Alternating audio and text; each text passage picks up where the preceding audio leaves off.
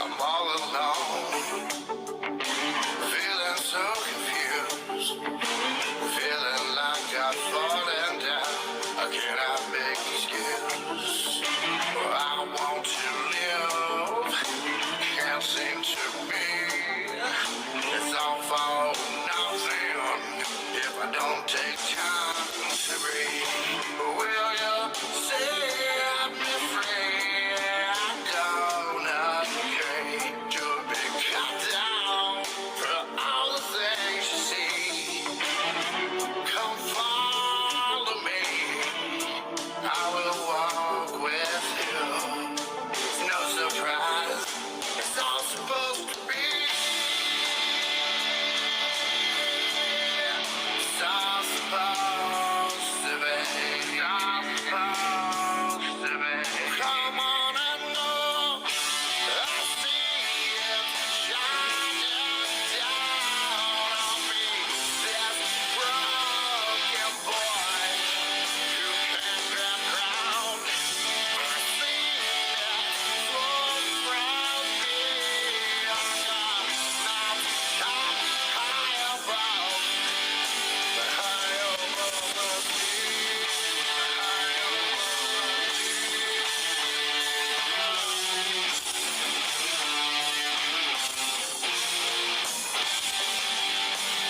I'm on my own. I'm on my way. I'm on my own. Take my hand, walk with me. Then down in the sand, can you reach your hand to me? I'm down, I'm down. Can you help me? Can you help a man? Is there any chance that I can walk again? Walk with you in hand. I want to cry. I'm so alone. I think I help myself. Looking up and I say, will you set me free? I beg and plead. I see it shining down on me. This broken boy who can't grab ground. I see it flow from me. I'm high above, but high above the sea.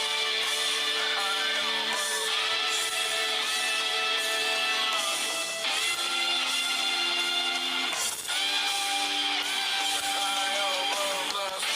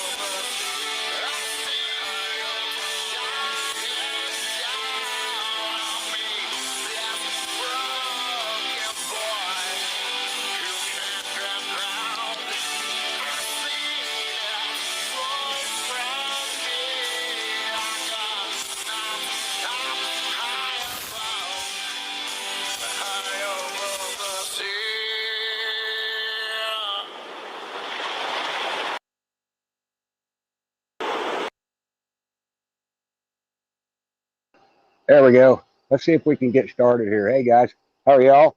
Um, Shane, welcome. I'm glad everybody's able to get their chats back. That really helped a lot. I guess you can hear me all right. Um, anyway, the brisket turned out fantastic. I don't know that I've ever eaten a brisket that was that good before, ever. Mark put the whoopus on it. So, um, Bart sent me a bunch of stuff today. I didn't get it to read any of the articles yet, but he sent me some stuff that's showing that maybe the Australian truck drivers are fixing to strike, and the effects of what that could cause could be crazy. Hey, there's BB72 right there. Let me throw that in there for you. There we go. There you go, Bart. Looks like we got a bunch more people back. Look at that. Yay, we unblocked a bunch of people today. I can't tell you how many. There was a glitch in the system is all I'm going to say about that.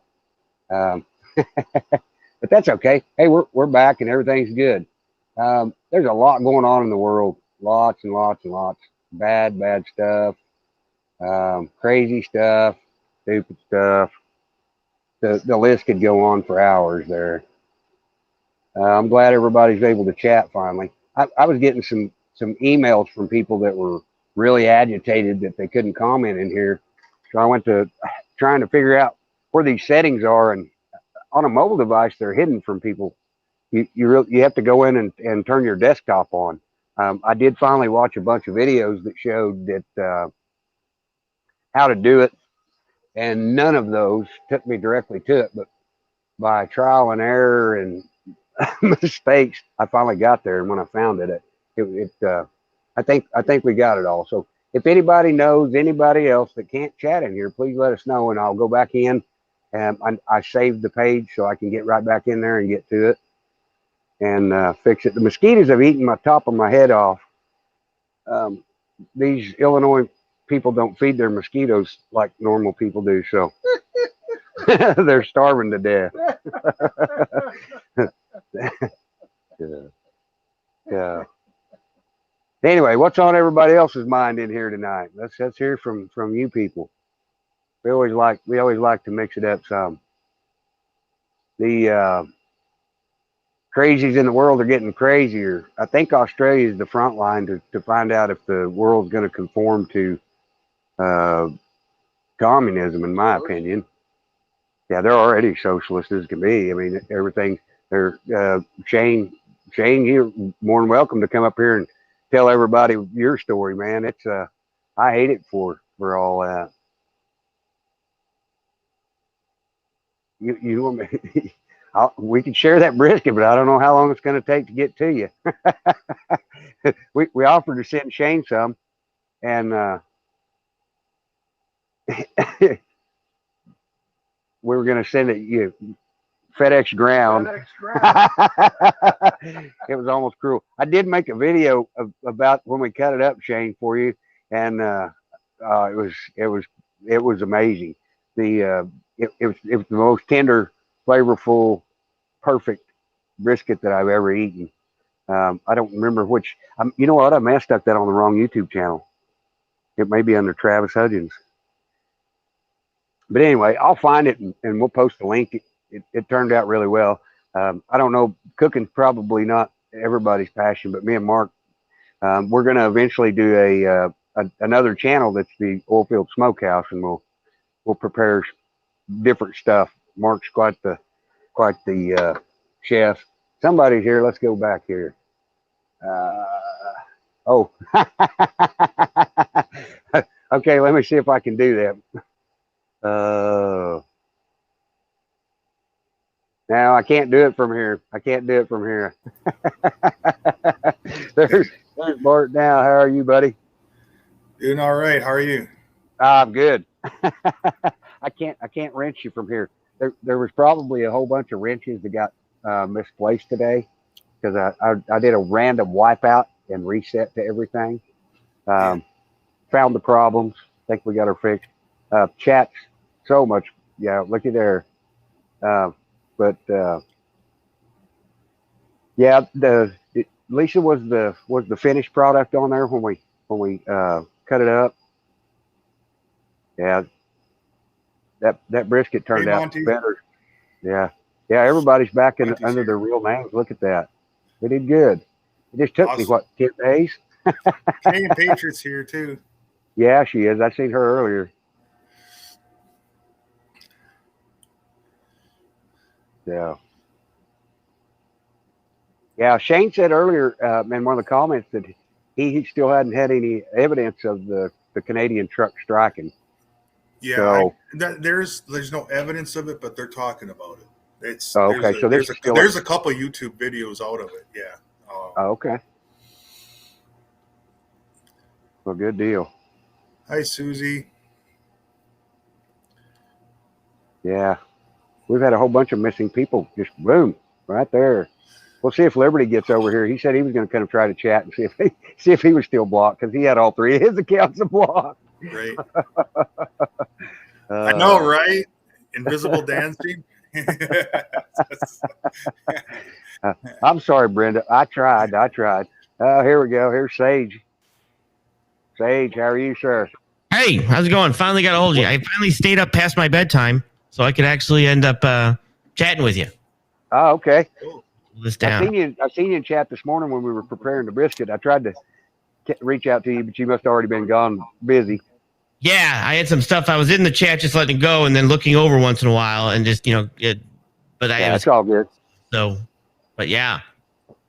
So I'm glad I jumped in here. What do you think about these Canadian or these Australian trucks talking about striking? I think it's an interesting thing. And I don't know anything about Australian law per se, but I don't think it's something that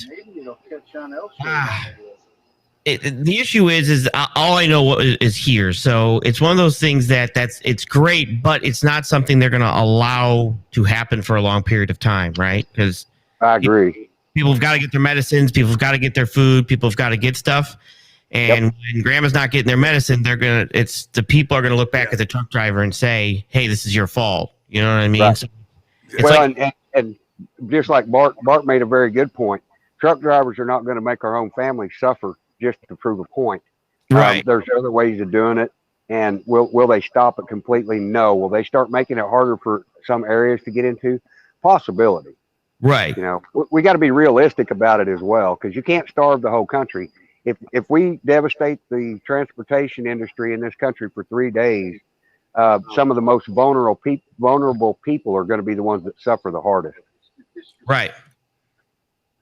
And that's like I said, and again, I mean, I'm in logistics here in the United States, so I don't know how their laws work or their rules work. But yeah, I seen your podcast today. That was really interesting. Really, Thank you. Yeah, I can't wait for part 2 now. Yeah, part 2 is going to be a little. It's going to be a little shocking when you actually see what I pull from that. I'm a lot more in depth in that one because I think it's important people know what we're actually dealing with, and in my opinion, what we're actually dealing with. So that one, I got to do a little bit more stuff because I want you to actually see what physically happened, and also how I feel they're doing it here. And I think that there's a lot of people doing it here and they don't even know they're doing it. They don't even know it until I bring it to, once I say, okay, let me show you something, they're going to be like, oh, you got to be kidding me. And I think that's it's going to be one of those moments that you're like, people are going to realize. So, and then that's kind of, if anyone hasn't loved my channel, I'm not a mod, I wouldn't put it in there, but I do suggest that people go to my channel. It's Sage News and check out the part 1 series in regards to why things are happening. It's very informative. Very informative. I wish I had my other device because I'd go over there and grab that link for you, Sage, and drop it. Yeah, if you can drop my link in there, I'd appreciate. That'd be great, buddy. He's Miss Blue Moon can. I believe she's still a mod. But yeah. So here, like I've talked about this before in regards to another video, that here in this country, when it comes to truck drivers striking, there was actually some amendments made to the 1950 Defense Act, right? There was actually some executive orders that amended that Defense Act here in this country. Now I'm talking about here because I don't know Australia. That basically transportation became part of that Defense Act in regard to any type of the T-ism. I don't know if I can say it without getting you kicked because you seem to be kicked quite easily. Just so you know, you seem to have some problems with things. we have all that fixed. Okay, so basically, any type of T-ism acts, transportation can be taken over by the government, and that can be enforced that they can actually come in and take trucking companies over. And since 80% of trucking companies are small business trucking companies, they could actually come in, knock on your door, and say, "Give me your truck keys." Right. Just Well, like that was something we were that's where touching. FEMA steps in. Correct. Yeah. And they did the same thing. They fired, traffic controllers in the 1980. I can't remember. And that's, is that the right link? Yeah. Anyway, yeah, that'll work. That one will work. Thank you, Monty. Thank you. Because if I click on it, that take me. Yeah, it's got to take me to my page. So that's kind of basically one of the things they did. So the Defense Act will allow them to come in and actually take that over. Now, who can drive the trucks? Well, at that point, if it was really that serious, they could actually, like we've talked about, they could insinuate that this is a T-ism act, and they could say, "We're going to go ahead and do martial law, and we're going to call up the Army. We're going to call up the military to take over and start driving these trucks." Is it going to be smooth and perfect? No, but there are people that can drive the trucks, and if they have to do what they have to do, we'll just be, as long as things are getting delivered at a slower pace, they'll slow it down. You know what I mean? Well, you're gonna run into issues though, because I believe if they bring all of those people involved, or that they can get involved, your supply chains are still going to be slow, and you're going to have those people that are going to over hoard what they don't need. Oh, I mean, that's what I'm saying. It in any capacity at this, the weaker of our people are going to be the ones that suffer the hardest first. Right. And then one of the other things they would be able to do would be they could actually kick in where we have the NAFTA, where only Canadians can drive in from here to Canada, from Canada here. They could actually just go ahead and drive interstate, right? Because we're in a state of emergency, and they could do the same thing with Mexico and say, "Okay, go ahead and drive interstate." So there are things that they can do, which we don't want to position them to do that. But if it's something that has to happen, they're going to make that happen. They're not going to. Right. I think if we just had enough numbers to make it obvious that we were serious about it, I think things could probably change fairly fast. Right. It needs to be a good organized group of voice to start with, because this isn't the 70s. You're not going to get I can't remember the guy's name in Big Cabin, Oklahoma. Pulled his truck across the highway, I-44, pulled the keys out of it, and walked home. Right. I mean, that started it right there. Right. And this is something, like I said, so it's one of those things that it's a difficult position that you're in as a truck driver. And it's one of the things that, and then they look into like we've talked about the self-driving trucks. Well, we're not there yet, but I do believe, like in my video today, that they are definitely struggling to push that. And the terms that they're using are definitely terms that I consider different than, if that with the term of deployment and platoon, stuff like that. Right. So there's a definite reason for that. And I believe that that's also going to be used to drive in places like China's Belt Road thing. Some of the roads that they're building are going to be strictly for military vehicles and trucks only, nothing else. Just That's it. That's all that's going to be on those roads. So if anything else hits that road, well, something else is going to hit that. So when they're going through countries that might not be that safe, you're going to want the truck to keep driving, and you're not going to want a person in it if you don't have to, because of the situation that, if you're driving through Afghanistan, Pakistan, things like that, you just want that thing to keep moving. Those work. In my opinion, that's where they're going to be shooting more for complete self-driving trucks rather than trucks that can be with a person in them, which what we consider level 4s. And a level 4 can be taken over by a human. He just, at any point, the human can step on the brake and take control of the truck if there's something. If not, reactivate it and let it go.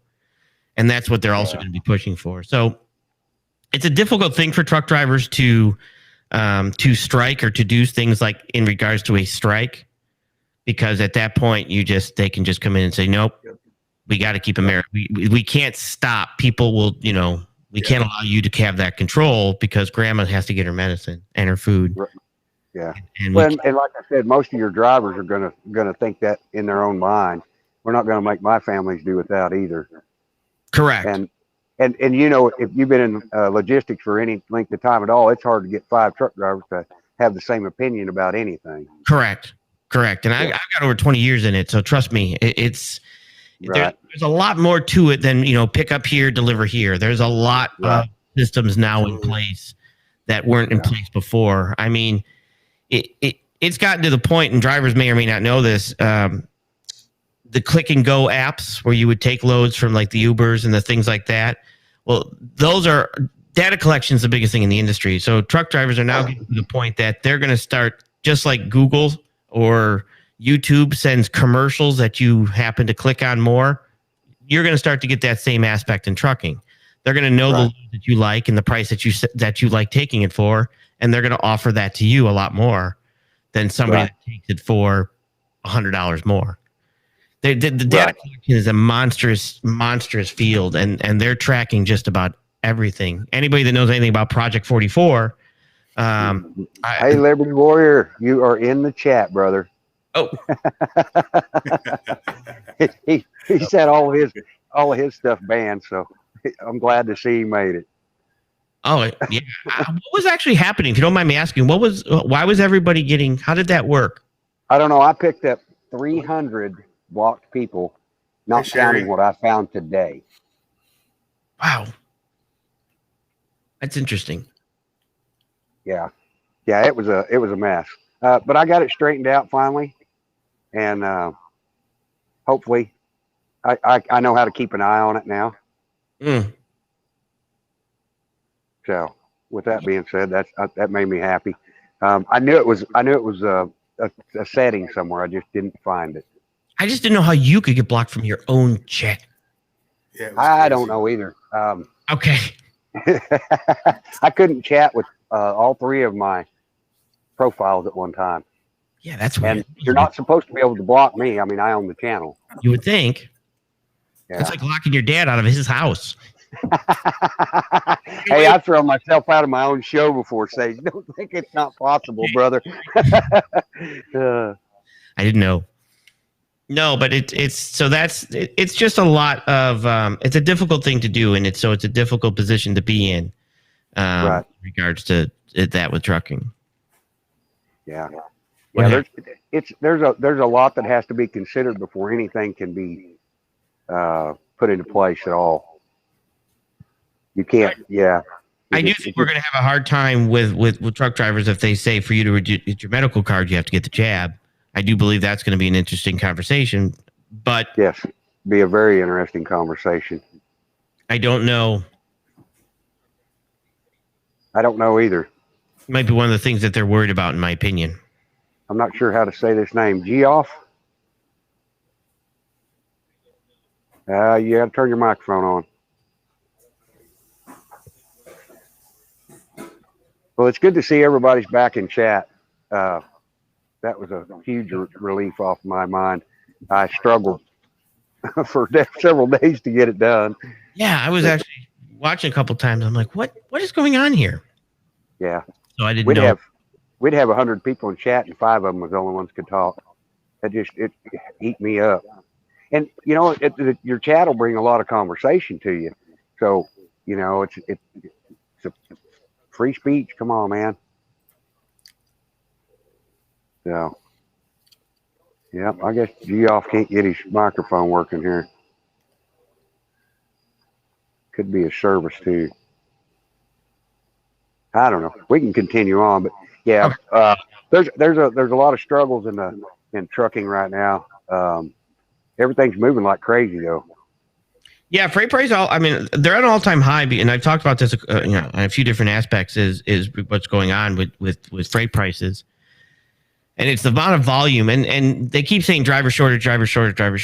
And if things were flowing consistently, we'd be okay. But I think the driver shortage they're talking about is more than just this country. It's the aspect of, globally there's going to be driver shortage if this Belt Road project gets, rocking and rolling, which I foresee it happening quickly in regards to that. So I can see why they're pushing very rapidly for the self-driving truck thing.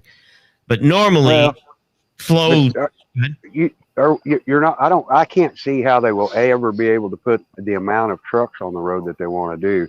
The trucking shortage is fabricated by government regulations for the most part, They're telling the drivers that you're only gonna get this many miles and blah blah blah. Now I get that from a safety standpoint. Some of those rules that are well worthy of what they are, but some of it's getting so out of hand. They don't want you, they don't want you driving anywhere. The more drivers they can put on the road, they can say, oh, look at all these jobs we created.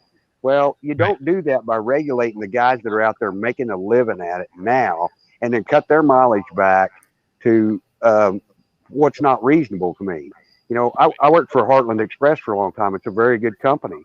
Mm-hmm. And they were having wrecks. They were driving 62-mile-an-hour trucks, putting their drivers to sleep. And so they shut everything down to no more than a 500-mile dispatch. Well, the guys that were doing really well on money are now bringing home less money because they decided it was just too dangerous to drive that many miles. Well, it's not that it's too dangerous to drive that many miles.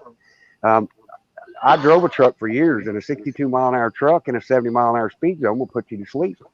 Right. And I drove also. I drove tractor trailer also. I have a CDLA, and it's, you're right. I mean, I started with Schneider. We were 55 when I started with Schneider. Remember those days? The pumpkin speed? Love's quarterly earnings this last quarter here, the second quarter earnings was the highest it's been since before the pandemic. Beer. So the freight's moving and the fuel's getting sold. So but you're talking about this whole driverless truck. It's I see it coming because you see it all. They talk about what the new technology they put in these trucks. It seems like they're setting up for something bigger because they're testing all this newer technology with the front radar. They've got side cameras, back cameras, front camera. I mean, they've got cameras all the way around. So it's almost like they're testing it to see further down the road and what's going to happen, like what you're talking about. Absolutely. I see it. And for freight, just so everybody knows, about 60% of our freight is container, meaning 60% of our freight comes from other countries, 40, and we do 40% out, right, for 100%. So if 60% of our freight is coming from containers, as we get massive amounts of containers, Travis is taking on, he's in a fight or something. As we get that massive amount of flow, it's not coming in a nice, consistent flow because they hold it up, right? So when then it comes back, and when it comes back, they ship it in Armada, right? We got like 17 ships, 20 ships. Then we have 40 ships sitting in the port. So when these 40 ships sit in the port, by the time we get them unloaded, it becomes extremely important to get them out of there because you have demurrage and they have to be cross-docked. They have to be unloaded from a container to a warehouse. From the warehouse, then they have to find another truck with a 53-foot trailer to go and ship that. So there's actually a process that it has to go through to be, from the container. Then they have to ship the container back. And rather than do that in a nice, consistent flow, it's hitting us in waves. And right now we have like 35 or 33 boats sitting in the Los Angeles port that have to be unloaded. Well, that causes a huge demand and high prices, supply and demand, for that to be unloaded to get that out of there. So that causes a shortage of drivers. Trucks that would normally be a consistent, steady flow, they're not. It's that flood of container ships that have to get that moving. That's causing inflation and everything else because, that soda can that you get to that you're drinking out of might ship 7 times before it gets to your hand. By the time it gets from the container to the cross dock to where they fill it at the bottling manufacturer, and then the plastic bottle has to come in, and then they ship it to a distribution center. And then from a distribution center to a retailer. Freight has a shipment, has a hierarchy. It comes in as a raw material. From raw material, it goes to manufacturing. From manufacturing, it goes to a distribution center. From a distribution center, it goes to a retail store. From retail store, it goes to your hand. So it flows that way. Now, of course, it can flow, a couple other ways. Like, you can have raw material. I know I'm going to bore people, but you have raw material to manufacturing to a job site. Or you have raw material manufacturing to a distribution center. But that's the kind of the flow of it. So that those items ship multiple times. And just like that, you get a nose. So when it's shipping that multiple times, each one of those if we were normally paying $2 a mile to ship it, now we're paying $3, $4, $5, $6 a mile to ship it. Prices go up. So it's keep that. So everybody's like, well, just pay drivers more money. Well, you pay drivers more money, the cost to make the goods go up. So there's transportation's a big deal when it comes to raising pricing for goods. Right. Well, I see your whole point in moving it 6 or 7 times, but like when I was pulling a reefer back in the day, we were always, trying to get a little better rate out of it. We would go from Guymon, Oklahoma to Monrovia, California, or somewhere out there, and they would complain that the drivers were raising the prices of the product and was causing inflation, and that's not necessarily true.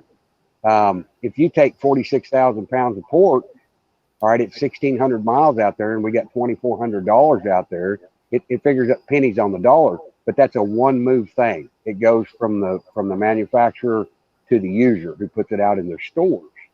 So one of the problems that we do have is it has to go from place to place to place to place to place because they're having to make they're mass producing stuff on levels that we've never seen before.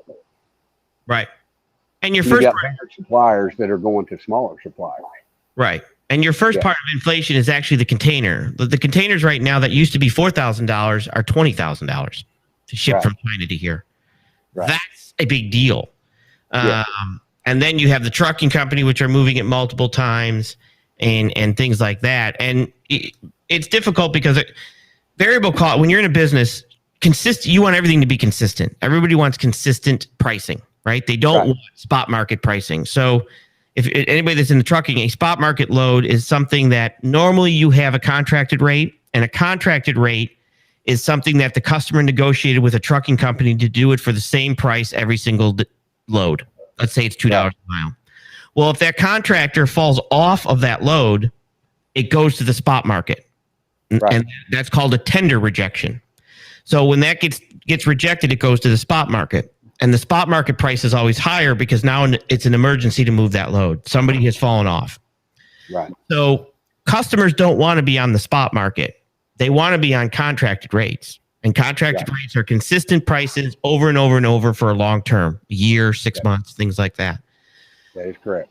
So what happens is when it hits that spot market, that price is a variable. And anybody that's in business, you don't want variables. Just like if I were to go to you and say, hey, how about we did your car insurance in variables? Would that be okay if we charge you a different insurance every month?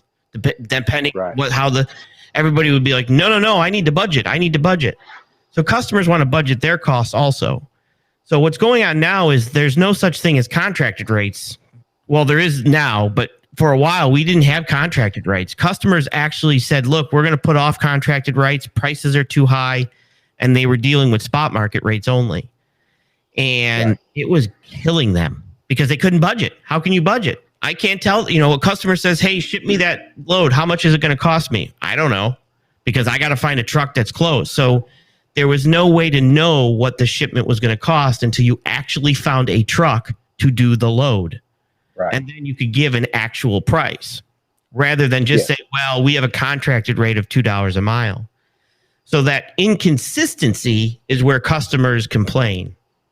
Sometimes it's not about the price, it's about the inconsistency. Like a lot of customers will say, I'll pay you $3 a mile all the time. Just don't, but we're going to do that for the next year. It's the inconsistency that gives customers a problem that actually causes inflation. Because if I don't know how much something's going to cost, I'm going to raise the price, hoping that it doesn't cost me. So if I go to a customer and I say, well, how much is it to ship that? I might say $5 a mile because now it only might cost me $3, but what happens if it costs me $5.25? So that inflation isn't always based on the cost that the truck driver is doing it for. It's the unknown factor that the customer's factoring in because they don't want to take a loss on the shipping. Does that make sense? Right. Yep. Okay. Yeah. And that's what a lot of people don't understand is that that's the actual inflationary remark. Because I as a customer, I'm building a widget And when my customer wants to buy my widget and they ask me how much is it going to cost to get it to them, if I don't know how much, I'm going to go high just to make sure I don't lose money. And that is that inflationary kick that is now affecting everybody. Right. Yeah, and a lot of times there's a little bit of money built into that in case that does happen. Right. And it's usually it's a realistic, I might say instead of $2, it might be $2.50. But right now things there's no way to know. There's absolutely no way to know. Prices are so bad, there's no way to know how much. So customers are coming to me and telling, because I'm a broker, I'm a freight broker. So my customers are telling me and saying either get me a direct price from a truck, which I can, or factor high, because we do not want to take a loss if we can't find a truck to ship this. And I'm like, all right. Now I do dimensional freight, but they're coming to me saying we would rather you say $10,000 and move it for $5,000 than tell me $5,000, $8,000 and have to move it for $10,000. So they're telling me to go high with their pricing, which is then it's just a snowball effect. Yeah. So sorry, I bored most of your people who left the chat and they're all gone now. But no, they're actually still all here. Okay. Yeah. Well, but people don't realize that these aspects of the trucking industry and the effects that it can have on our economy, Sage. This, the truckers is always going to be one of our biggest topics because I've been in trucking 31 years and I understand quite a bit of it. And I know exactly what you're saying when you explain that to people, but you explained it in a way that probably most of them understood. Okay. When I start spewing that stuff, I don't always get my message out effectively. So you did a good job there. Okay, thank you. I try. So I try to break it down. So, and if anybody has questions, they're welcome to ask. Because right now you got a broker that you're welcome to ask. That's going to be honest with you. Take advantage of it. Because most of them are hate brokers. I am one. Right. But so that's kind of the big thing with inflation with trucking is the unknown, and then going in high just to make sure the customer's going in high, and that's where the actual problem, in my opinion, most of the problem lies. It's not always the trucker trying to raise that rate. It's just the customer not knowing and factoring real high and hoping for the best.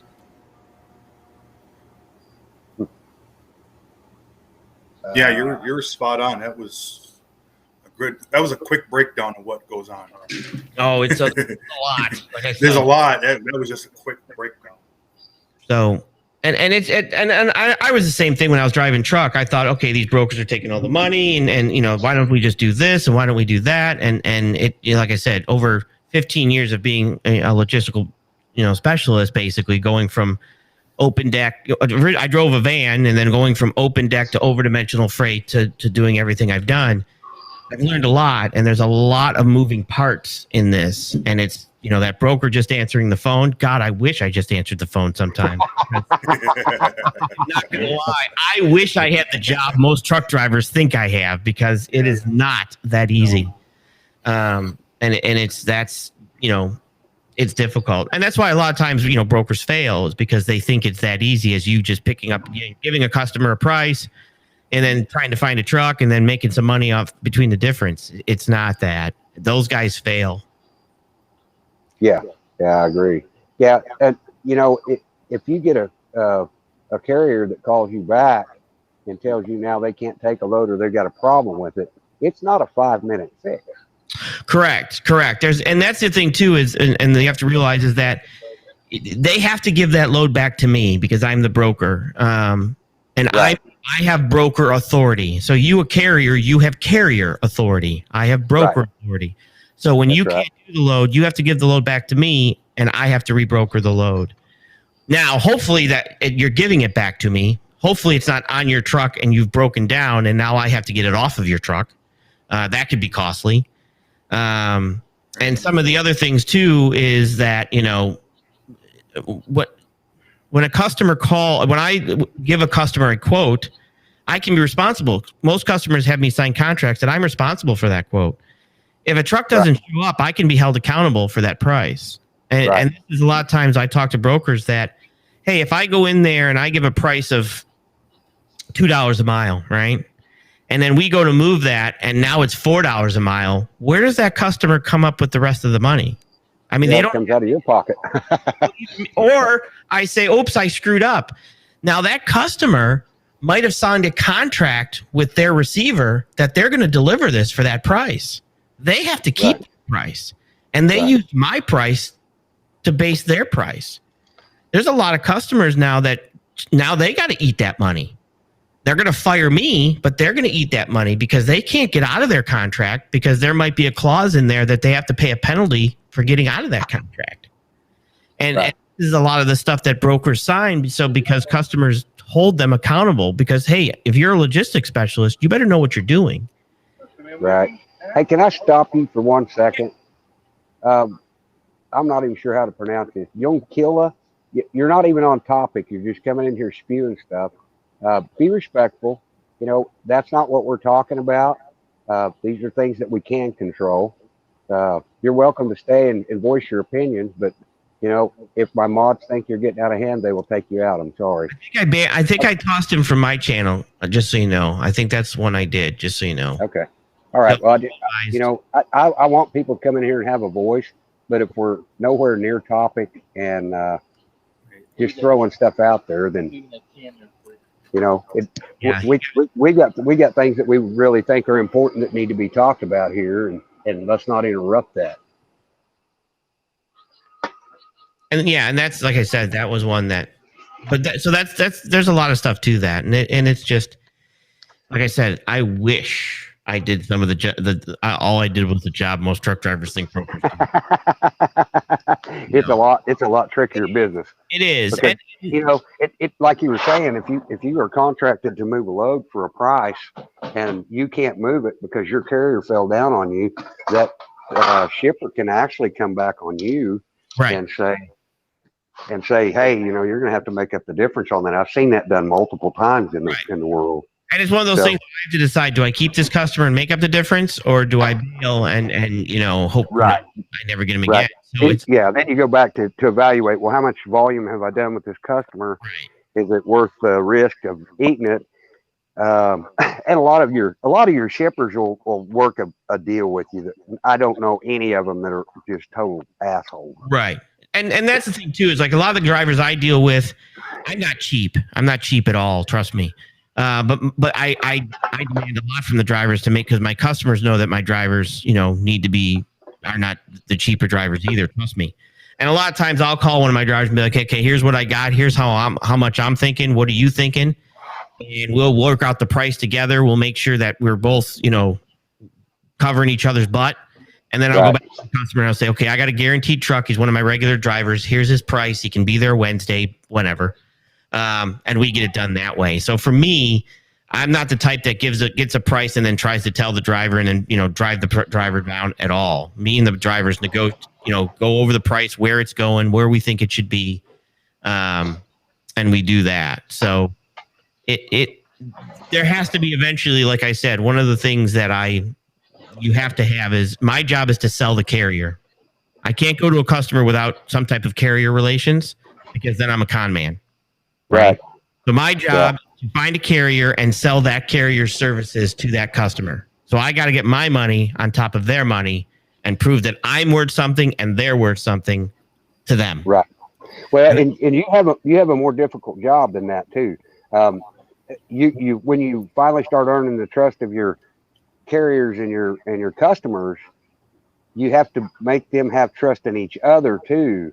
Right. And you know, and everybody knows there's mistakes in the world, and it's how you resolve those issues is what takes you to the next level. Right. Yeah, you know, you keep a good rapport with your people, you're going to do well. Right. And my drivers, like I said, I've been working with them for a long time, and there's new drivers and stuff, and I expect a lot, you know, because in my opinion, I'm an honest guy in a world of liars, and I really am, because I feel it like it is. I don't care if you're the customer. I don't care if you're the driver. I kind of tell it like it is, and we get this stuff done. But it's just it's a lot. Good brokers, not all good brokers. Good brokers, no, they're not. They don't all do what I do. They don't. They handle things a lot different, you know. But good brokers know, you know, the importance of that situation and work through it. What guy's naked behind me, Liberty? Come on, man.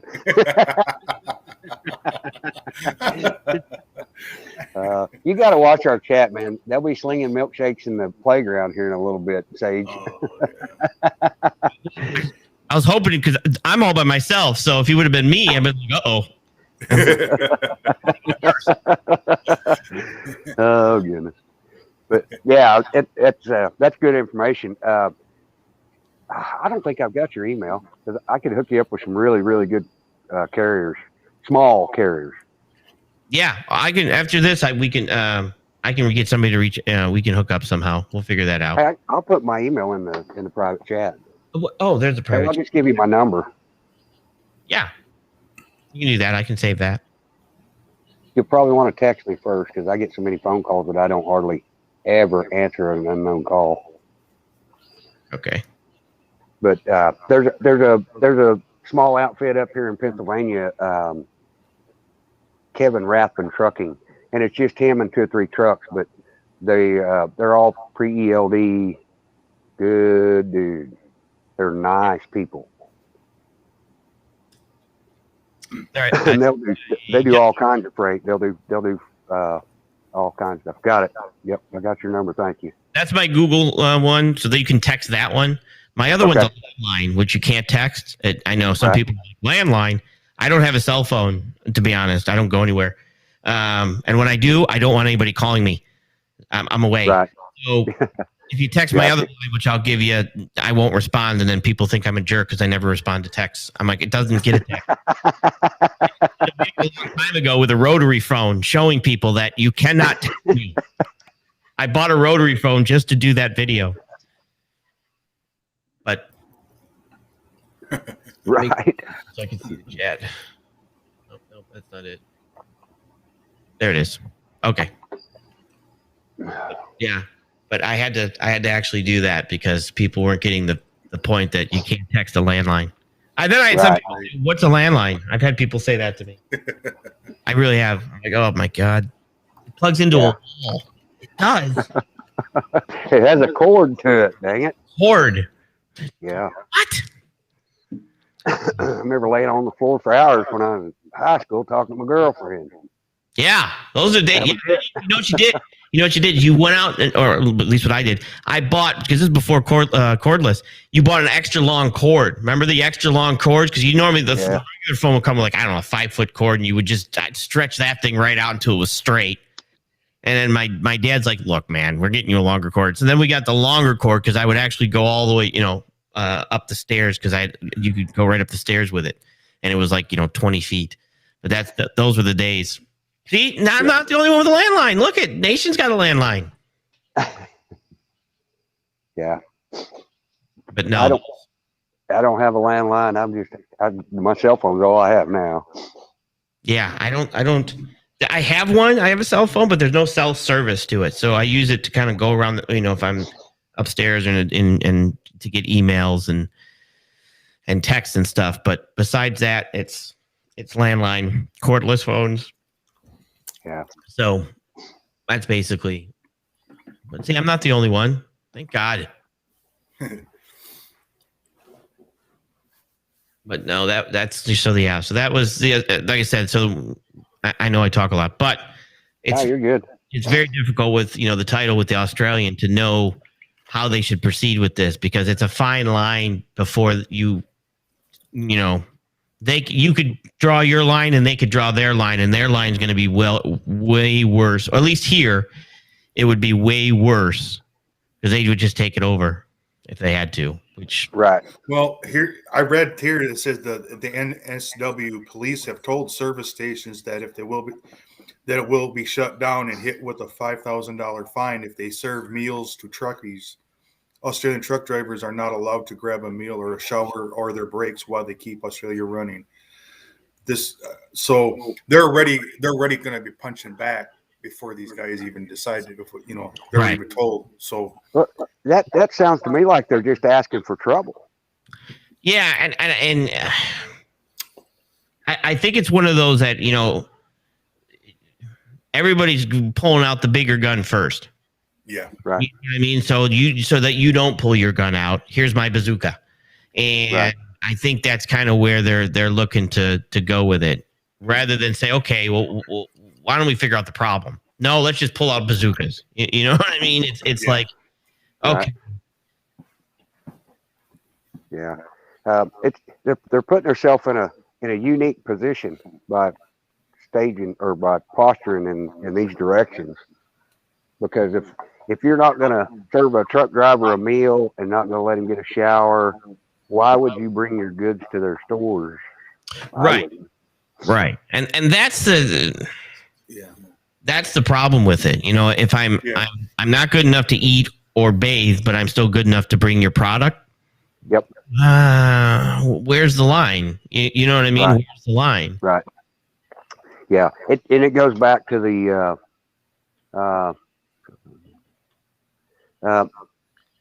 hell, I lost my train of thought. I was reading the chat there for a I second. know 'cause Liberty has a long middle name. It's an extremely long middle name. It's both. It's Yeah. both. You know.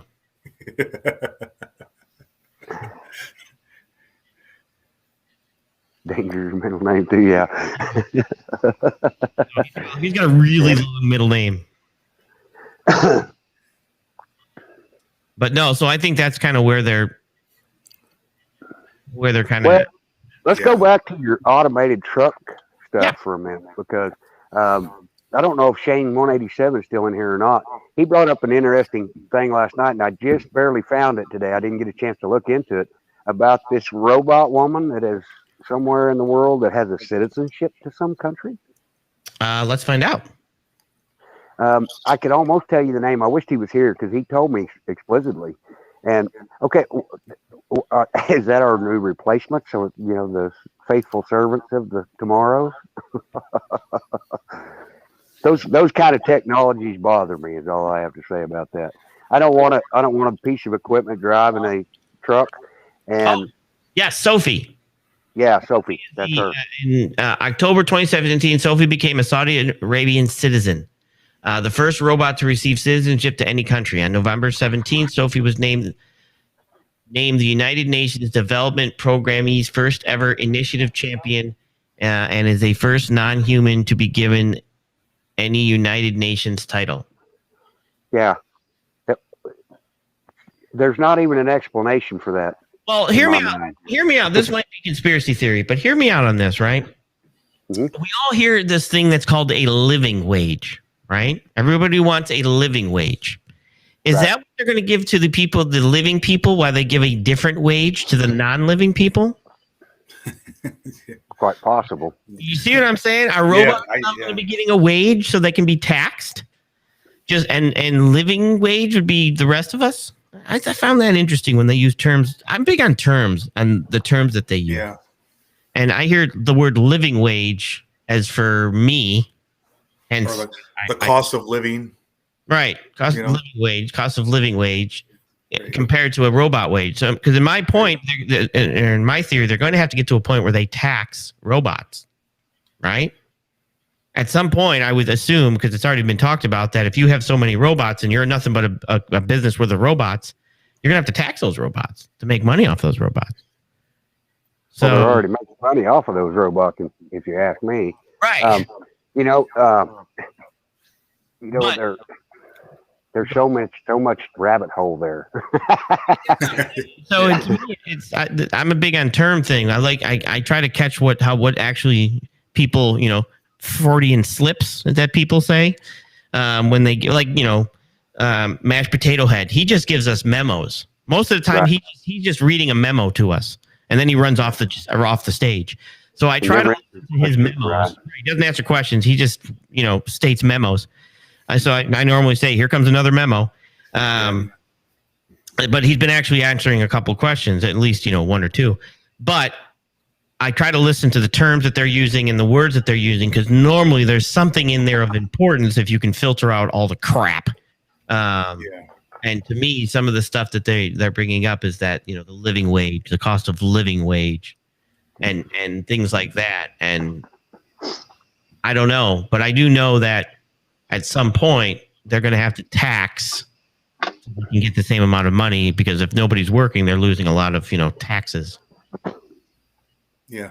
Absolutely. Well, they haven't taken all this into consideration, is my thought process.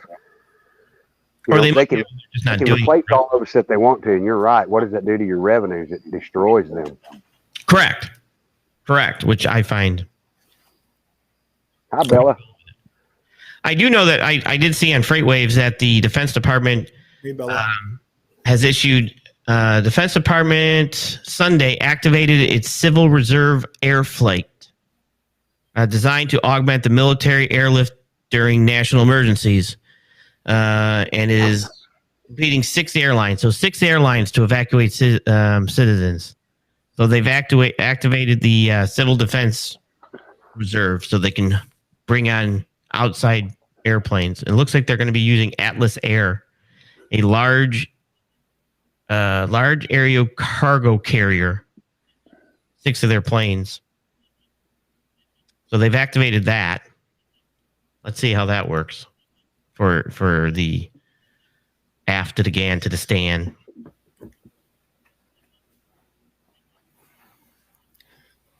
I saw that happen. All right, where'd he go? There we go. I did not That's know. a good point right there, Monty. What's that? Monty says that my personal opinion is they're dropping the hammer on mashed potato head more and more every day, and it will be about a month, and they will 25th Amendment his ass out. What's Go ahead. scary about that is what's going to be the replacement. If we think it's bad now, show me something that's more productive, and it could be worse. Maybe it's Sophie. Maybe Sophie could be more productive. Maybe. She doesn't know any better anyway. She just does what she's programmed to do. What's the end today? She won't mumble her words out. So Yeah. What's the difference? She can read off the board just like he can. Yeah. It makes more sense than he does. Exactly. Without words. Yeah. No, and that's it. And my thought process, I don't know if I'm right or wrong, but I'm saying it. Let's see if I am. Is something broke? Right? Because if it wasn't broke, don't fix it. In my opinion, something broke, and I think it's the infrastructure bill. I think that either somebody was not ready for that to get passed through, or they need to rush it through. And if they do the 25th Amendment, if they hold off the infrastructure bill and do the 25th Amendment, I believe that they're holding off any type of money for us to get, so that there's no competition as China keeps moving forward. But I just think that there was something going on with that, because the 25th Amendment could be a slow process. They're going to hold off on having him sign anything, or he signs it and then they say, you know what, he was a bobblehead, he shouldn't have signed that. We're gonna cancel that. You know what I mean? Because if you think about it, too, one of the things that they left in place was the tariffs. Everything that Mr. T did, that was close. Everything Mr. T did was wrong. So he canceled everything but the tariffs. yeah, Tariffs are still in place. And so to me, it's what they're not talking about, or what they don't want to talk about, which is scarier than what they are talking about. So Right. to me, that's because that's how I kind of look at things. But that was Well, interesting. When they passed that infrastructure bill, look at how many Republicans came back and voted for it that said wouldn't. Right. So something happened. They were told something. Something happened. Something, like I said, that's why I don't think, to me, something, if it's not broke, don't fix it, right? That's kind of how things are. But something was broke, and they fixed it. And they fixed it. They got to get him out. And I don't know what it was, but there's a reason that all these Republicans said that they weren't, that they came back and they voted on it. Something was said to them. Something happened. yeah. Because then weren't they supposed to be all on vacation? Right. And I just Still on vacation. they're supposed to come back Monday to vote on this. Hang on. Let me see if I can find it again. Yeah. I think they didn't want him in there in the first place. They just used him as an avenue to try to get it done. And they think that the American people believe all the bullshit that has happened. And I don't think most of us do. Right. I just think, and that's the other thing too, is I just think that they're terrified. And I know I keep saying it, but I just think that they're terrified that if they were to say that the chai food is the cause of all this, that would cause panic in the streets. Absolutely would cause absolute mayhem, because I think it would as well. they would actually fear So, and you think there's panic buying? There would be panic buying beyond panic buying if they were actually told. And that's why it's one of the things I don't think they tell anybody. But we just seem to be mimicking them.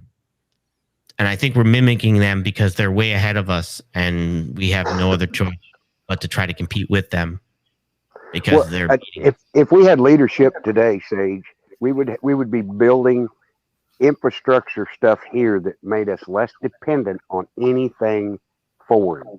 There's no reason our manufacturing is overseas at all. Yep, I get it. It's cheaper. Okay, well, what's cheaper? Is it cheaper when they decide they're just going to quit shipping us our stuff and we're going to starve our people to death anyway? Because it's at their discretion, as far as I can tell. We have no say in it because America they don't produce anything anymore. What we do produce is not enough to make the survival. Right.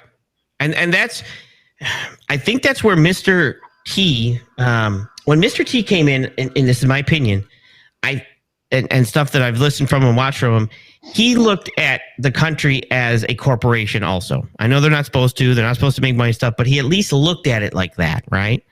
Because he looked at it like I look at everything in the eyes of logistics, right? Some people might look at everything in the eyes of a baseball because they play baseball. Right. He runs a business, so he looks at everything in the eyes of a business person, right? So I think a lot of the things that he was making were business moves because China looks at their business as a corporation because, that's how they're moving forward.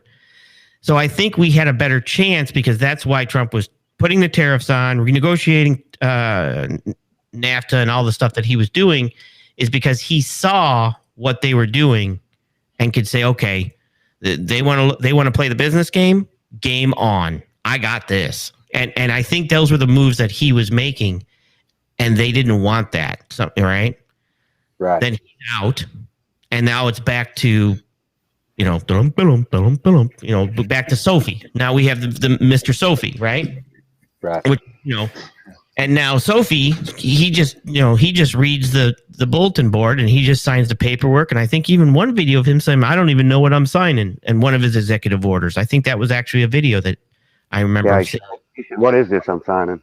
Right. Okay, I wasn't crazy. That was him. Yeah, what is this I'm signing? So he doesn't even know, what he's signing, and that's just how they're running things now. So I think you're right. A lot of this important infrastructure items needed to come back. Hey, you want to make toasters out there? Make toasters there. Semiconductors and things like that we absolutely need? No, you can't make that stuff overseas. Cheap dresses? Go ahead and make cheap dresses. Right. Satellite communications? No, I think we should keep that one here.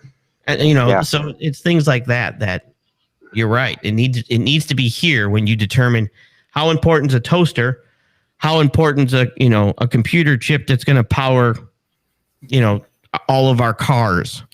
Toasters can be made there. Chip has to be made here, and that's where a big deal. Yeah, look at some of the technologies that the military is important. And we don't need somebody else manufacturing or military stuff, period. It needs to be made in America, America's secret, not, the Chi-Coms have done it for years. I find it unacceptable.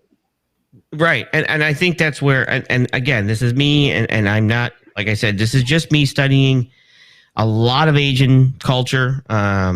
My wife, she's American. She's from here. She's Native American, but she speaks Korean. She speaks Chinese. We've studied it a lot. We've learned that. Wow.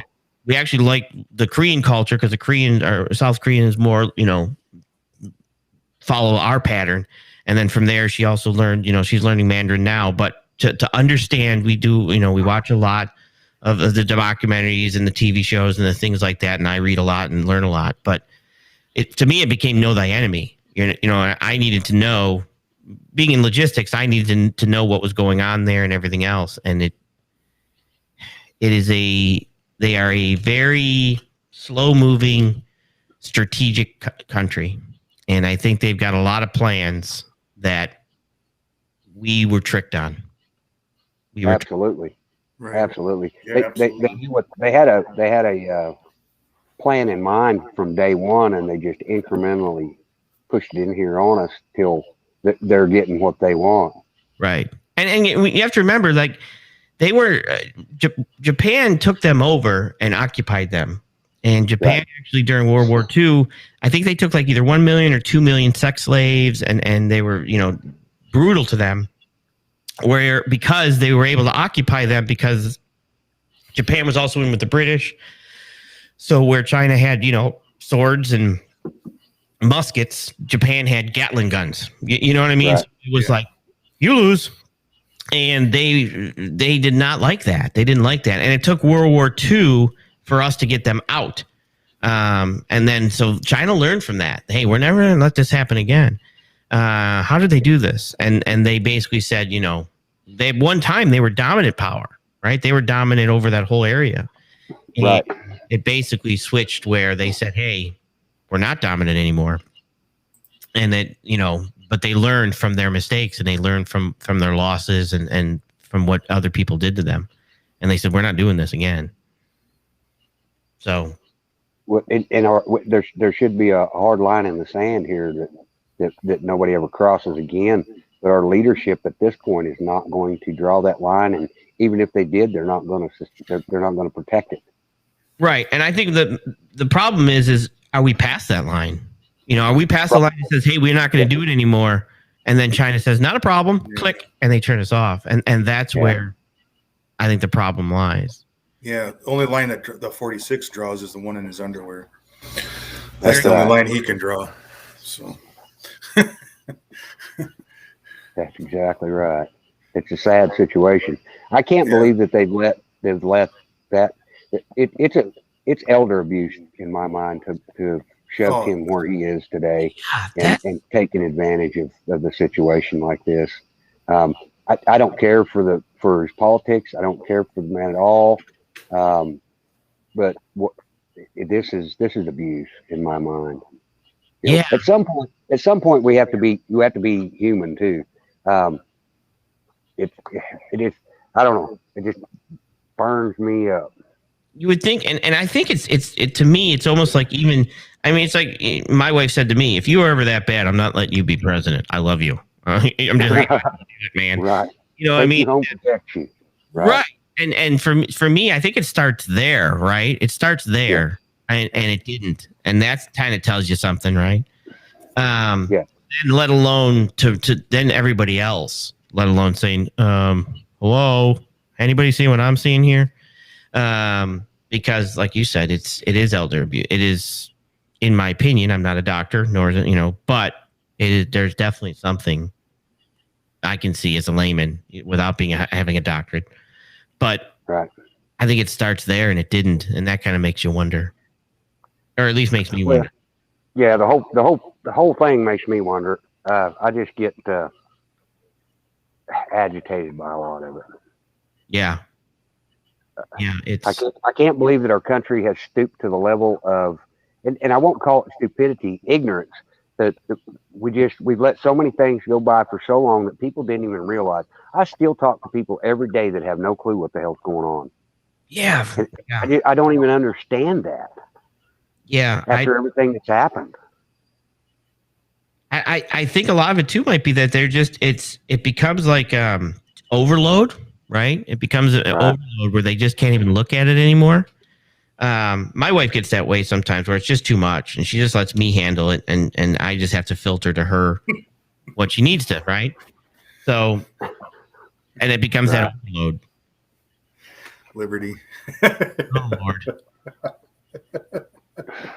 Yeah, Liberty's having too much fun on the other side of the bag. He's having fun. Now, Liberty, now you know why I come in there and sell fruitcakes in your chat sometimes, because it's just too much fun to go in there and have a good time. You don't have any pressure on you, brother.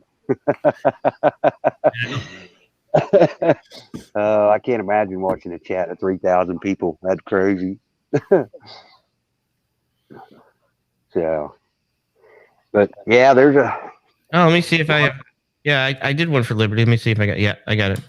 I know not what course others may take, but as for me, give me liberty or give me death. There you go.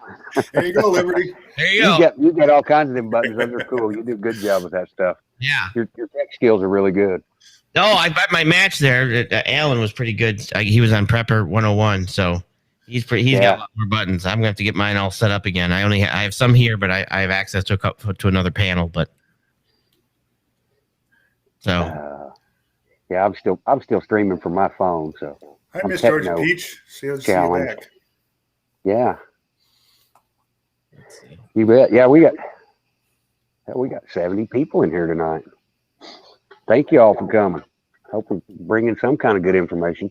The goofy shit will get here later. You know that. Sometimes our show gets so out of hand, you have to laugh at the chat the whole time. I know. And you're welcome, Liberty. It's my pleasure. You deserve everything. You do a great job. So thank you for being you. So yeah, Liberty's a great person. Absolutely. I've got to know him fairly personal. Talk to him every couple of days, and he's always willing to help and always gives good advice. So yeah.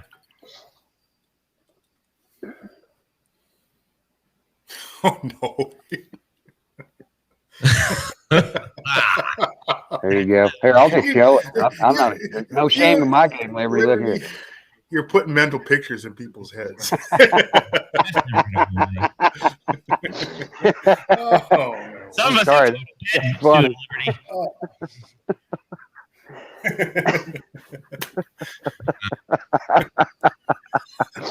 Oh man. Yeah, well, I think we're still being played to a certain extent too, but I'm hoping that somebody up there's got a grip on things. I don't think. What's your opinion of this? I don't think term limits are ever going to fix our problem. Sage, do you? It's tough. It's tough to say. I think term limits would help in some cases, to be honest, but it's a starting point. But the problem is that it's passed down. Situations are passed and money is passed, right? I think you'd also have to get rid of, they give it a special name, lobbyists, but I consider it something else. But it's a special name for some reason. Got bribery, but lobbyists, same thing. But I think you kind of have to look at that aspect also. Term limits, I believe, would help for some situations, but it's a starting point, and until you can get rid of some of the lobbyist type situations, reform will be the first fix we need. Right. Another reason that I think that is because you and I will never be a congressman unless we go through the channels of going through the local, the state, and then becoming. And by that time, you have been bought so many times and sold so many times that your opinion no longer is your opinion. It's somebody else's dollar signs in your pocket. If the national politicians had to go door to door and get your vote and quit getting on TV and spending billions of dollars that we could be given to the American people that need, you would see a whole different political spectrum up there. They need to be hardworking people that somebody made a comment that said the other night that you want somebody in there that doesn't want to be there. I don't think that's true. I think you want people in there that care to be there, but that have other things they have to do as well, and not just go home and sit on their ass when they're done on their 100-day vacations. You know? But I don't know how we change that, and we may be beyond the line in the sand there too. Right, and I think one of the things too is we need to find people who can actually understand in my opinion, understand the English language. And what I mean by that is not like thou shall not infringe. The word infringe is a very important word to me. It means you can't mess with it no matter what it is, right? Yep. Shall not infringe. And to me, they infringe a lot on 2A. And I don't know where they tried to give me an explanation of some stuff the other night, because the Constitution clearly says that Congress shall live by the laws that they lay out for the land. No, they don't do that, and they haven't for many, many years. So, at what point do we start enforcing that part of our right? So I think right off the bat, you have to take that oath to that, and if you don't follow that oath, you're either out or you're imprisoned. Case closed. I got it. agree. That's where, in my opinion, that's where it starts. Here's my oath. I'm swearing to this thing right here. Constitution, United States of America. After that, that's my foundation. I can't do anything that is not based on that foundation. That's it. And I think that's where we've lost it. I don't think until you know it, and maybe you have to memorize it. Maybe you have to know every part of that, what every word is. You have to do a little homework. And I think it's weird because when I went in the Coast Guard, we had what's called an AOR, which is an area of response.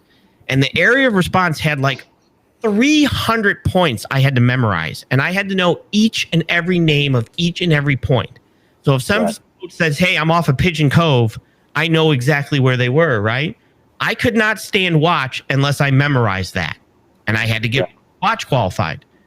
Well, you memorize it. You do what you need to do to memorize it. And if there's a politician that couldn't tell me what amendments were, you're fired. What amendment? What's the 12th Amendment? You're fired. Get out. Right. It's that, what's, it's. Go ahead. Go ahead. Oh, did we? Oh, you're going. You're good. Oh, and I think that's one of the things that I bet you a lot of them couldn't. And I think that's kind of where it starts. Well, I'll bet you none of them even have a reference on their person at any given time that they're asked those questions. Correct. And it should be. It should be like a badge. Hang on. Yeah. Here it is. Let's take a look at it and we'll see what that says, and then we'll talk about it. Correct. And I think that's where, until you can show me people that actually do that, it's going to be very difficult to find anybody that will move on, to move that process forward. In my opinion. Sorry, Liberty. I know. He's just killing us. Dang it! I was in the middle of taking a drink.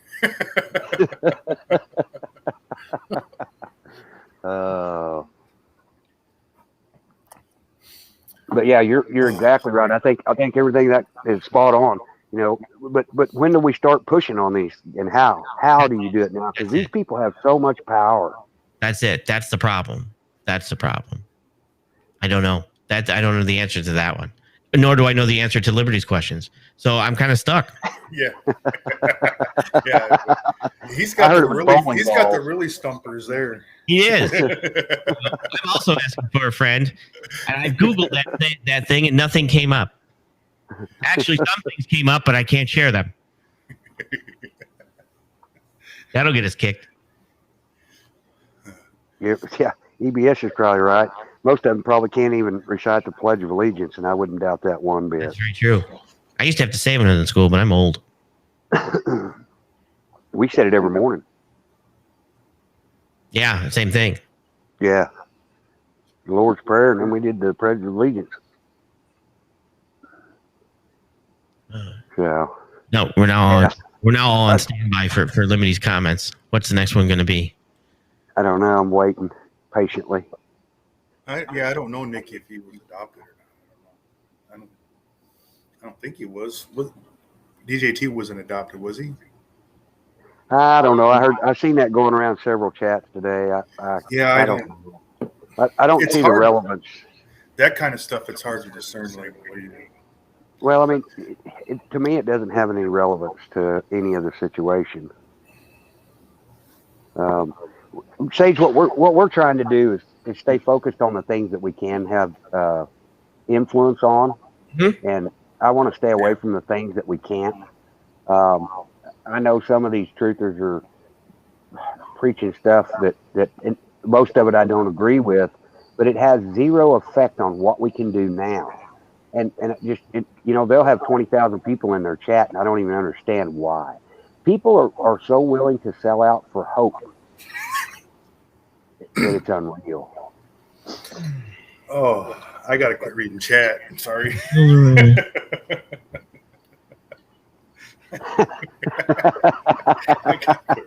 Liberty, they can't even go.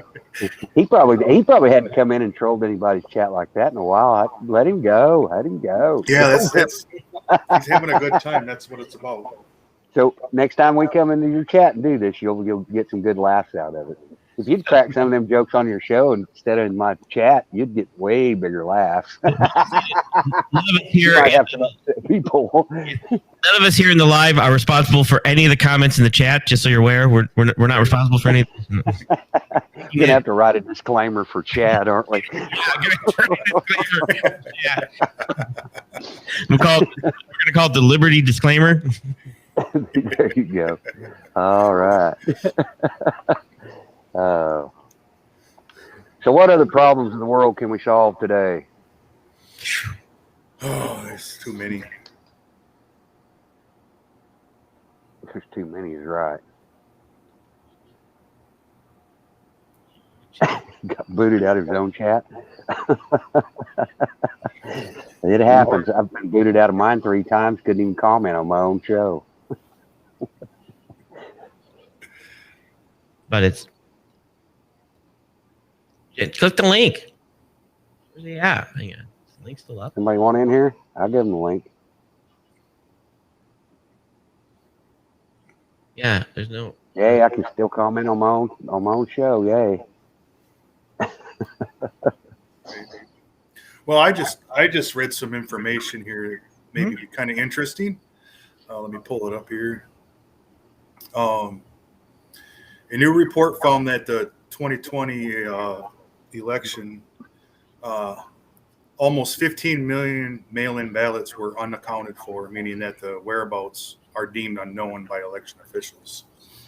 And then meanwhile, 4 days ago, the director of the NIH said during an interview that the reason for kids are being forced to wear a diaper in school isn't necessarily because they're in danger of infection, but rather so that the school districts don't shut down classrooms. Oh, for the unions. For the union shutting them down for unsafe? Yeah, right. Wow. And it's something. That would be interesting. Actually, I should look into that. I got that on, let's see, Epic Times. That was on there. I just sent.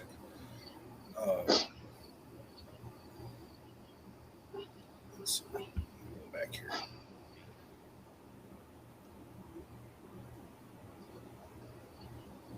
Hang on a second.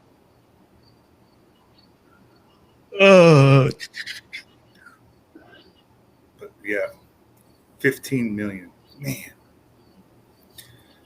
But they want to keep doing it. Yeah, that doesn't make any sense. The healthcare industry is under attack too, and we're seeing the strains of that now. And it's going to affect our elderly first. The governor of West Virginia is starting to push the mandate for these healthcare workers to be jabbed, and they're scrambling. They're actually having the help that did stay. They're having to pay them $50 an hour to fill in on the shifts that they can't cover now. Well, at some point, our elderly people are going to get substandard health care, and we're going to kill them off. And I said this from the beginning when New York shoved all those people into those hospitals or into those nursing homes that were positive and killed all those elderly people. They're trying to clear the Social Security rolls because they bankrupted the system. Maybe I'm wrong, but it sure looks like it could be a possibility to me. Yeah. Yeah. And now we're gonna go through there and do this again.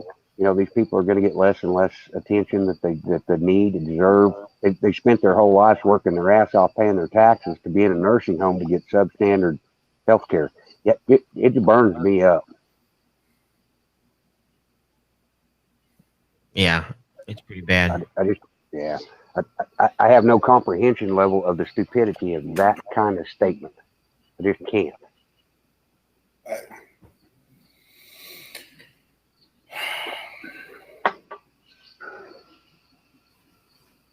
Well, you know, people that are fixing to retire, how would you like to be at retirement age right now?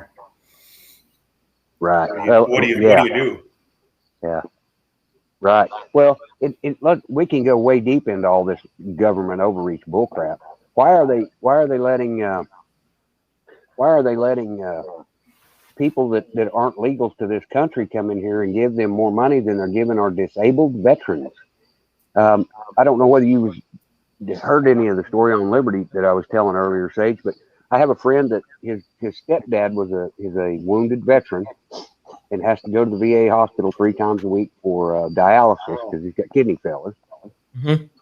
And he didn't cash. He put his stimulus checks in the bank to save up to put a roof on his house, Yeah. and they suspended his benefits because he didn't take that money out and spend it. What does one have to do with the other, and why? That's a good point. Why does it matter? Yeah. See, before he could get a ride to the VA, get his dialysis done, and come back. Now they have to send somebody down there to do it. They finally did. They just closed out their accounts, and just to get his benefits back. Any man who has lost any part of his physical abilities in this country should get very best treatment possible. Yeah. And they, he wasn't even getting he wasn't even, they even quit sending his checks, his disability checks. What is wrong with these people? I don't They know. created these people by sending them to useless wars and getting them blown to shit, and now they're taking their benefits away from them? Are you serious? Yeah, that's weird. Actually, I don't know if it's an isolated case. I was hoping maybe somebody will come back on Liberty tomorrow and tell me if there's more of that going on and what they think the situation is, because something just doesn't seem right. Well, I think it falls into even like where the state have state benefits, where if you go to apply for state benefits, and if you have so much in your bank account, you won't qualify for it because you have that much money amount. I don't know if it's $2,000 or $2,500, whatever. But if you show that in your bank account, they'll deny you. Why is that relevant? I guess is my question. Why is it even relevant? I don't know. I think that I do believe that I might be wrong, but I do believe that that's a disqualifier for state benefits. If somebody's in need and if they have that money in their account, they probably won't get it. Wow. I don't care if they got $1 million in the bank. If they went and served their country and got disabled, but then they should deserve benefits because the government has put them in that situation. It was probably useless to send them in there in the first damn place. right. Yeah, vets shouldn't have to worry about anything when they come back. They shouldn't have to worry about taxes. They shouldn't worry about none of that. That should be the last thing on their mind. Right. But Yeah, I don't know. All they should have to worry about is getting better, feeding their families, and keeping roofs over their heads. That should be their own. They shouldn't be concerned for those. They should just be able to take care of that. That just.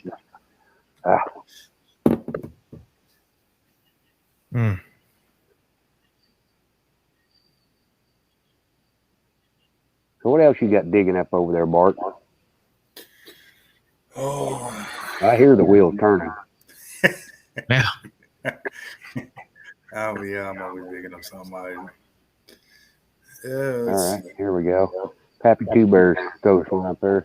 Let me see if I can read that. I had to throw it up on the screen so I can see. Well, it. here's something of good news. Here's something. I found something that's a little bit good news. A 101-year-old World War II vet received 700 birthday cards and counting, expecting hundreds more. A widower is set to receive more than 1,000 cards for his 101st birthday. Cool. After kind-hearted care home. So That's yeah, that is fantastic. some good news. So that is good news that he's being recognized for his 101st birthday. He'll read over 700 cards. So Yeah, there's some humanity out there. Pappy Two Bear says that his income is too high to open a VA claim. I find that unacceptable, Pappy. I really do. It's not reasonable to the people that are protecting our lives. It doesn't matter how long ago it was. God bless you for your service. Thank you very much. It's a great honor to have you here in our chat. Yes, absolutely. Hey, Travis, I'm gonna jump off here because I'll probably get up Okay, man. or so. But All right. like I said, I'll try to get out. It was nice meeting you, and it was nice finally getting on the show. So I'll Yes, jump sir. Hey, and thanks for coming over. I try to go over and watch your stuff every day. You got a lot of good information. Keep up the good work, bud. absolutely. Thank you so much. And like I said, and if there's any other good liberties, go ahead and text them to me. So when I wake up in the morning, I'll See ya. screenshot them for you, bud. screenshot. Okay. Have a good night. All right, bud. See you later.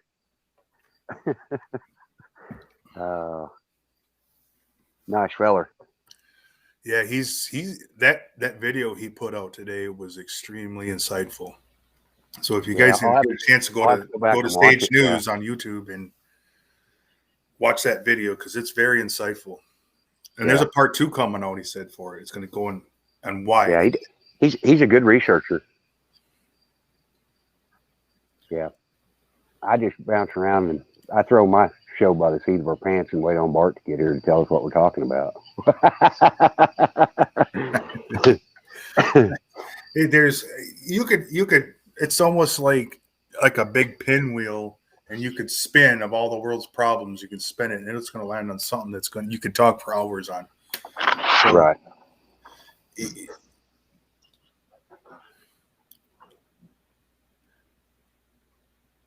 Well, I didn't have anything else too exciting come out today.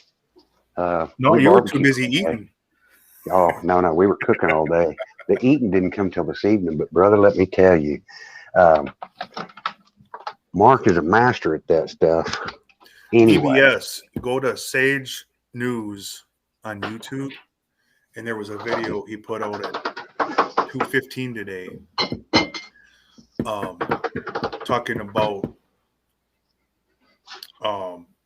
basically kind of like the infrastructure and where it's going. It's pretty good. There's the link right there, Miss. Thank you, Miss Blue Moon. yeah, I knew somebody had it in there. I think Monty dropped it in there earlier.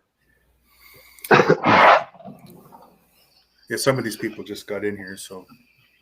Yeah, we're holding 77 tonight. Hey, Robert, Yeah. jump on in. You should That's put right. the link out there. I put the link out there a couple times. Well, they probably have to scroll up probably up too far now. Robert can finally There's been hang a out. lot He don't want to have to come up here and hang out with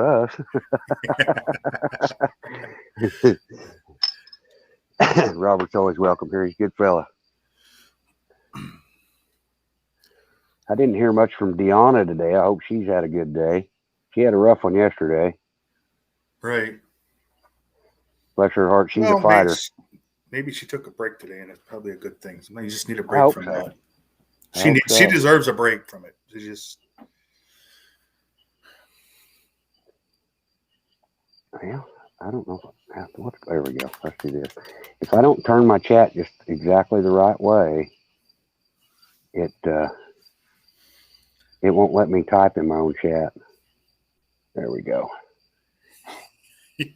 Liberty's retired now Liberty retired. from the jokes in the chat. Oh. Well, okay. Hey, if you're gonna go out on top, brother. Right. Yeah, Robert, I don't think Deanna come on at all today. I usually watch for her stuff and at least drop in and say hey and get a little bit of information of what she's got going on out there. She's a fighter. I wouldn't want to be on the other side of an argument with her, that's for sure. Right. Because she'll kill you with facts and what she's done. And she's fighting one of the hardest fronts in the country right now. I think Yeah. California is going to be the Oh. Australia of the United States. Unfortunately.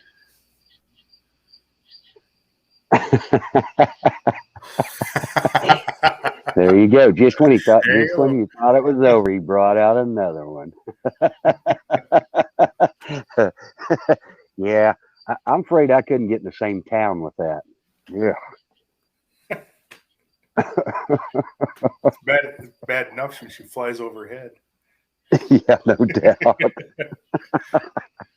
And the rumor about the golf ball is false. I read it was bowling ball.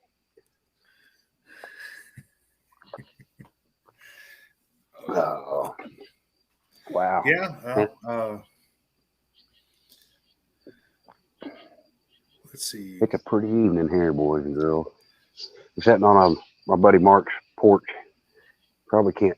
This won't give it much justice, but it's all surrounded by cool stuff. They've all built all this in the last couple of years by hand. Pretty impressive. Did anybody hear about the U.S.-led coalition aircraft that shoot down a drone over Syria? No. Yeah, that happened earlier today. So I imagine some fireworks will be going off there here in the next probably 24, 48 hours. Right. See, there's another sad story. What? Come on. I just don't understand why we're not taking care of our veterans. Mary V. I Yeah. had an uncle over there in Vietnam, and he passed away last August. And I know about that. He had that agent, and Yeah. it My was uncle. nasty. My uncle He died actually from it. passed it down to my cousin. And, Really? under his daughter, and she had to have. I think she had to have. I don't remember what it was. She had this. Oh, I don't know what it was.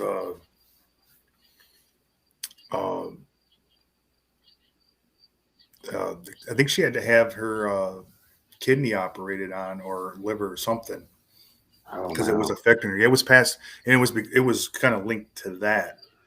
But yeah, it's passed down, and he was there. He was in the jungle, and so I know all about that agent. It's nasty stuff. And they didn't care back then, they didn't care. I don't know where the foxhole is. I'm hiding in the swimming pool if anything happens.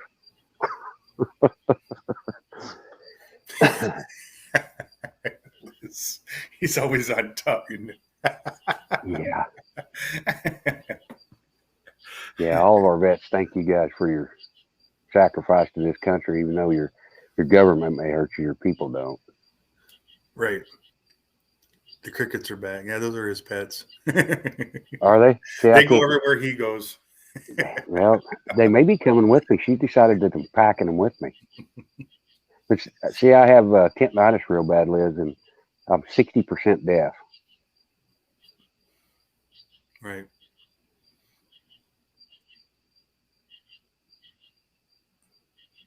Well, anybody else got anything? We could drum something up, I'm sure. I wished I'd have brought my other device. Uh-oh, I heard somebody. Liberty Warrior. Heels up, Liberty. Welcome to the show.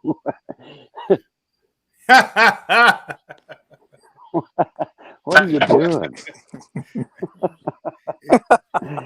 I hope there's no picture involved with that one.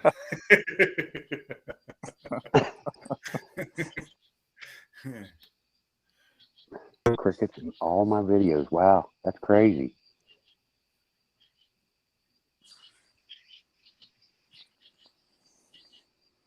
I don't know what's going on. Can you hear me? We can hear you now. There you go. You sound like you're in a.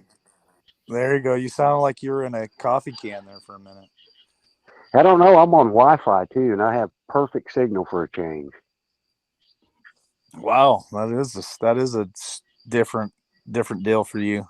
Well, I'm using a different kind of headset too. That Nice. I don't know whether I like or not. I want to yell real loud when I have it on because it deafens me a little bit. You know what I mean? Like the kids, whenever they're walking around the house with their jams down, they start screaming at you so they can hear you. I had somebody in the chat, I think it was last night, that said I was too loud, and I got my headphones on. I can't hear myself speak. I have the headphones on so I can hear you guys. Right. And sometimes I try to speak louder so I can hear myself. I think somebody last night said, "Hey, you're too loud." I'm like, sorry. Yeah. I can see that sometimes. We haven't had a train wreck tonight. Hell, maybe I need to shut my phone off. Last night we had several. They made up for tonight's though. Man, I couldn't keep a signal. My phone wouldn't stay charged up. It was bad deal. Hey, people love train wrecks. I do. I love train wrecks. Yeah. Well, it seems like the more chaos, it's the recovery from the train wreck that's best. If you can recover from a train wreck, you've done something. Hey, Tactical Tonto's in chat now. There he is. Still says you're Hey, too Matt. loud. I see everybody's got their chats back. Did you try all your profiles today, Liberty, or just the one? No, just the one. I was happy just to get in with the one. Right. Yeah. Well, it took me a long time. I didn't realize you had to change to a desktop setting to find the settings that I wanted. They're not in your Oh, mobile okay. settings anywhere. So I bookmarked No, that page. that's the yeah, that's the disadvantage of doing everything off your phone. Right. Even when I do banking, sometimes I don't get all the options that I get on my laptop. So yeah, sometimes you got to go there. Yeah. Well, if you go to a desktop setting, it will change it to where you can see it just like you're supposed to see it on the laptop. Yeah. Liz says Yep. that's the helium. Remember the other night when we had the helium? Yep. we got that a lot out of my house. But everybody's showing good signal here. I wonder too if my signal being bad doesn't hurt the bandwidth when I bring in extra people. That's Because possible. when I'm out there where I used to live, if I had more than 3 people in here, the fourth one would always get booted, or it would turn their signal red. Where's Canadian Patriot tonight? Why isn't she in here? She is. She was. There she is. Yeah, she just Well, I commented. know, but why isn't she in here? Oh, I don't know why she's not in here. She's been detoxing. She said it's been a rough several days. Oh, Hopefully she's doing better. Tonto says he's camping for 2 weeks. Seems like he's already been camping for 2 weeks. He must enjoy that quite a bit. Better save some of that time for hunting season. Yeah, no doubt. Speaking of fishing and hunting, I never did get Nelson to answer me back again.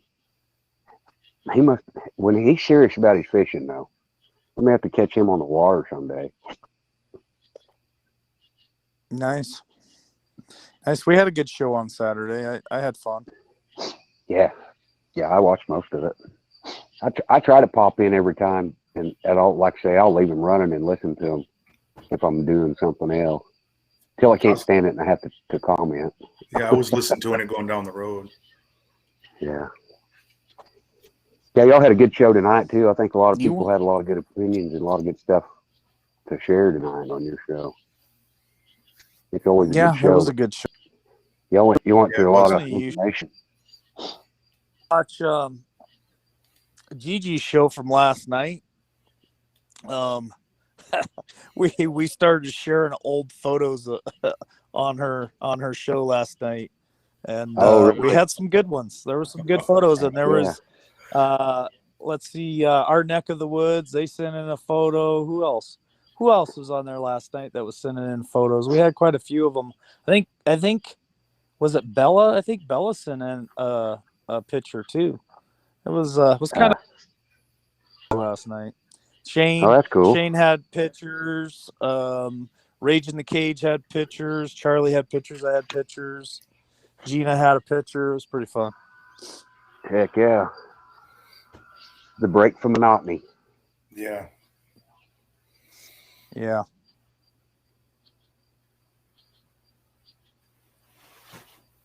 Well, gentlemen, it's awful quiet. All I can hear is frogs in the background. I thought I was going to come on here and we were gonna get after it or something.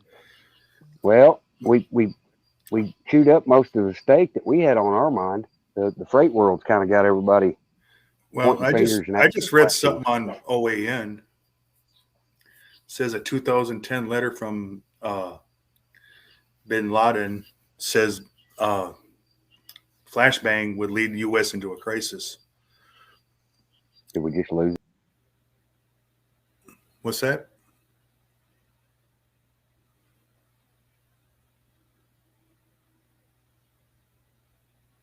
What happened, Trav? I don't know. I think he froze. Did we lose Trav?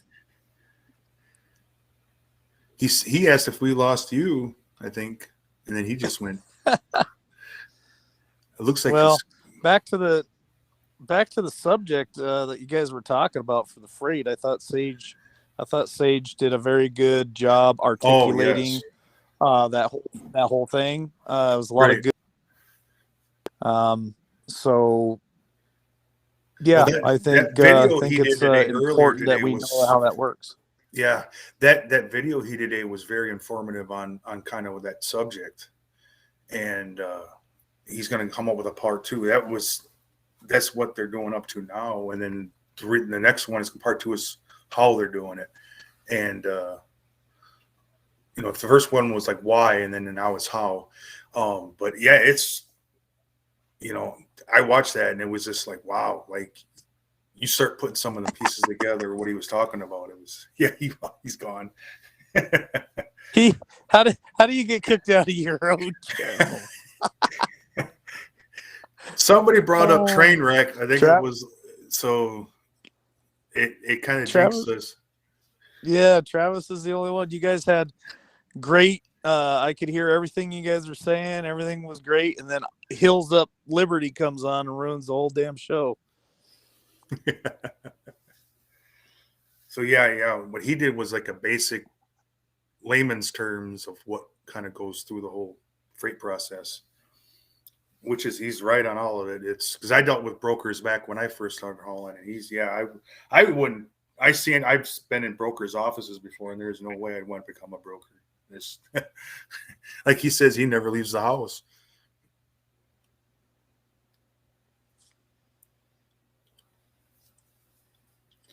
But the whole Aussie thing down there is kind of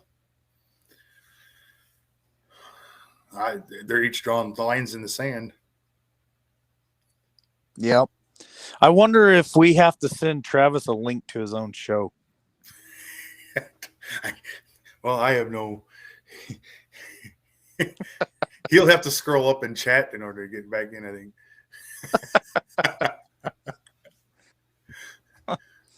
Well, it was like the other night. Travis. When he was driving, he kept going in and out of the show, and they were just Robert was on, I think, and they were kind of like running the show.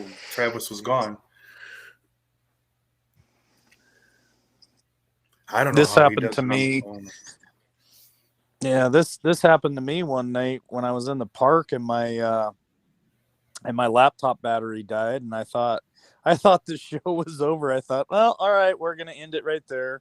So I grabbed my laptop and my phone and started walking to my truck and looked down at my phone, and Mary's still talking. And I thought, man, that's weird. She only talked for like a couple of minutes before my laptop died. So I turned the volume up, and they were sitting there having the show without me.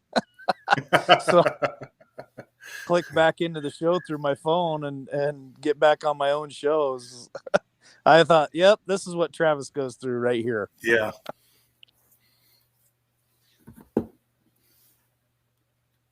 Yeah, I don't know where. Yeah, he isn't back yet. He says he's on Wi-Fi unless his phone died.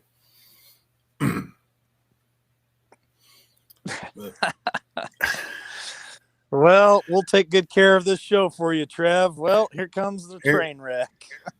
This train wreck started already. I don't know what happened there. It just started reloading, and it wouldn't do anything but buffer. Then it unhooked my headset, which I'm okay with, but geez. I never seen anybody have so many train wrecks in my life. Liz probably she jinxed us, but that's okay. Wow, I mean, I had to literally restart my phone. It wouldn't let me do anything. I couldn't send a text message. I did 17 upgrades to my phone today to the system. Wow. It hadn't been 17, updated. huh, Trav? It had to be 17, huh? 17's just, yeah, it had to be 17. That was a message, Travis. That was a message. It had to been. Hang on here. There's Canadian right there. Let's get her. There we go. Sorry about that. Anyway, no kidding. I went from May of 2000 to today. All those updates had never been done to this phone. Wow. So when I did that, it changed all kinds of stuff, and I'm like, "What the hell's wrong with my phone?" Well, now I know. Okay, we won't blame you, Liz. But you did say something about our train wrecks a while ago. It was 17. We hadn't had any yet. Yeah. There's not a night going to go by that we don't have a train wreck, okay? All you have to do to get a train wreck is ask Travis for the link. And then he's That's busier right. than a one-legged man in a butt kicking contest. There it is. That's it. Uh, How you Hi, feeling? guys. Liz says, "Don't blame me, Travis." I know. She keeps me in check pretty good. You can blame me, Travis. I got broad shoulders. If they're picking on me, they're leaving someone else alone. Yeah, there you go. I can blame it on me. I don't care. I take the blame all the time. I actually got yelled at. Liz yelled at me this morning for using too many emojis last night, but I couldn't help myself. Robert wants to know if it's a flip phone, Trav. No, it's actually an S10. Hi, Liz. I missed you guys. Yeah, you sound like you're feeling better. It's been a rough 5 days. Yeah. I'm just hoping that this is the end of the detox. Because I hope so I never too. thought it could get this bad. I mean, I knew that this was the only way, the only path. I just never thought it would be this hard. Yeah, bless your heart. So Yeah, hopefully it gets I tr- easier every day from now on. I tried to hear you guys on the really bad days. And I just want you to know how much it meant. And I'm sorry for falling apart. It's all right. Oh, there's no need to apologize. You never need to apologize. Yeah. You guys are the best family. And just being able to hear you in the hard days was more than you'll ever know. And I heard the prayers, and I'm deeply grateful.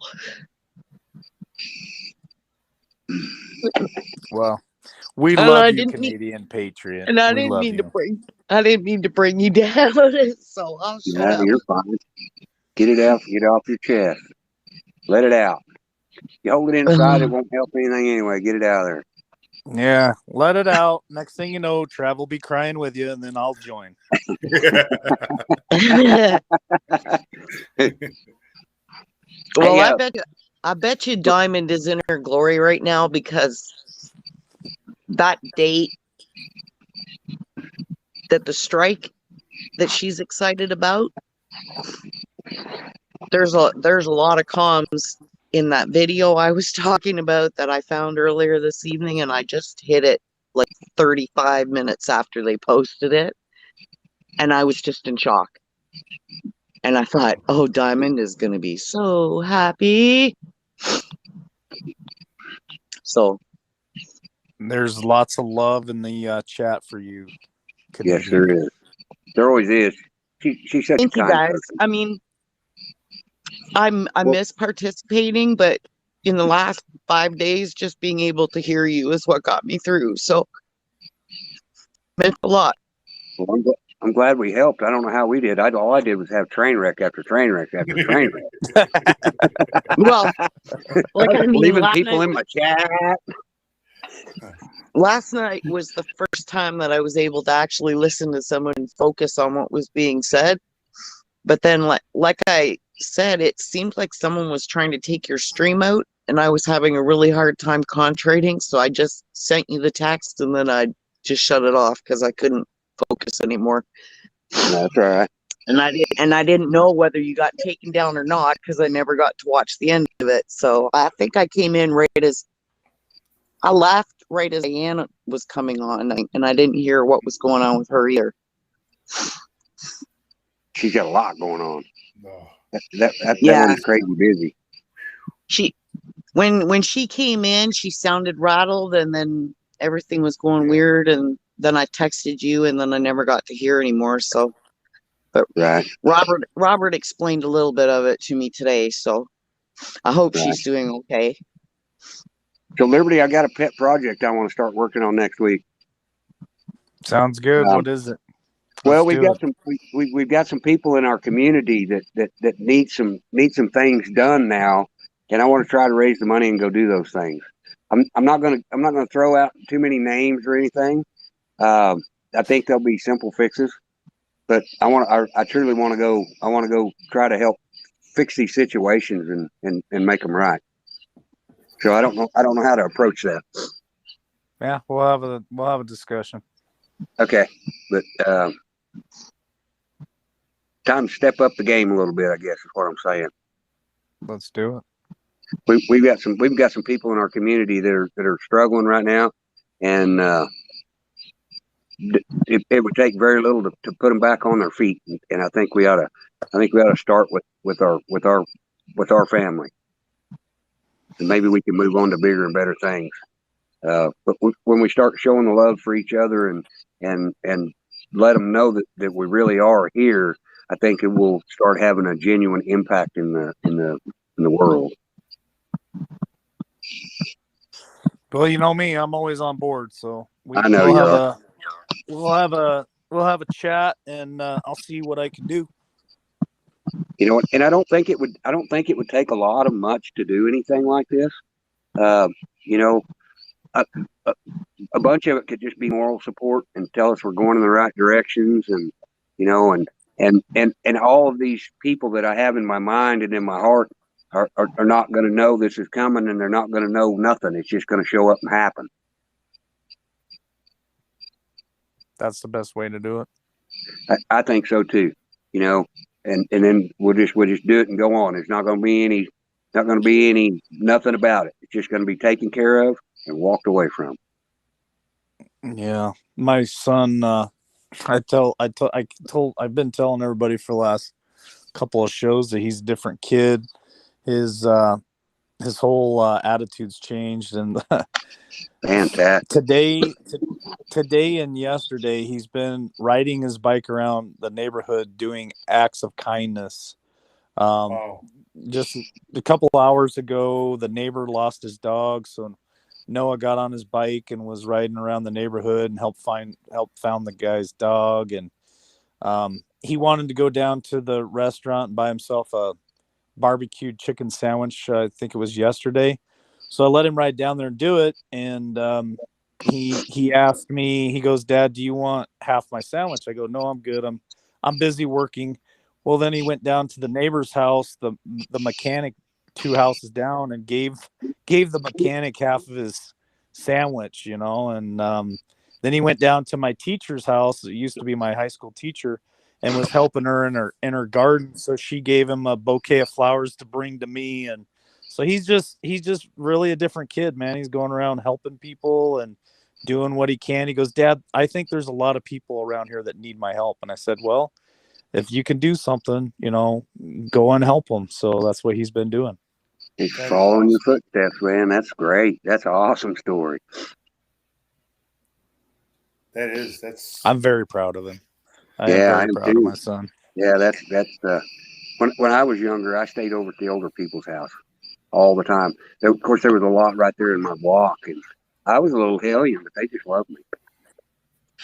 They would rake leaf for them, you know, and they'd always make you homemade Kool-Aid. Did you have Kool-Aid out of the glass bottle when you were a kid? I sold lemonade and root beer floats. Yeah, well, we had a lady on the corner that she had the old Kool-Aid that was in a liquid bottle, and you mixed it out of that. It was the greatest stuff in the world. Listen, our kids are our future, and if we don't raise them right, if we don't instill good morals, values, and stuff in them, you know, we're all gonna lose. So I'm proud I'm Right. proud of Noah going around and doing that stuff. I mean, he's a little liberty warrior, and That's right. you know, he's going to affect these people in this neighborhood in a positive way, and Right. I just feel like his kindness can bring this neighborhood together. You know, unite us.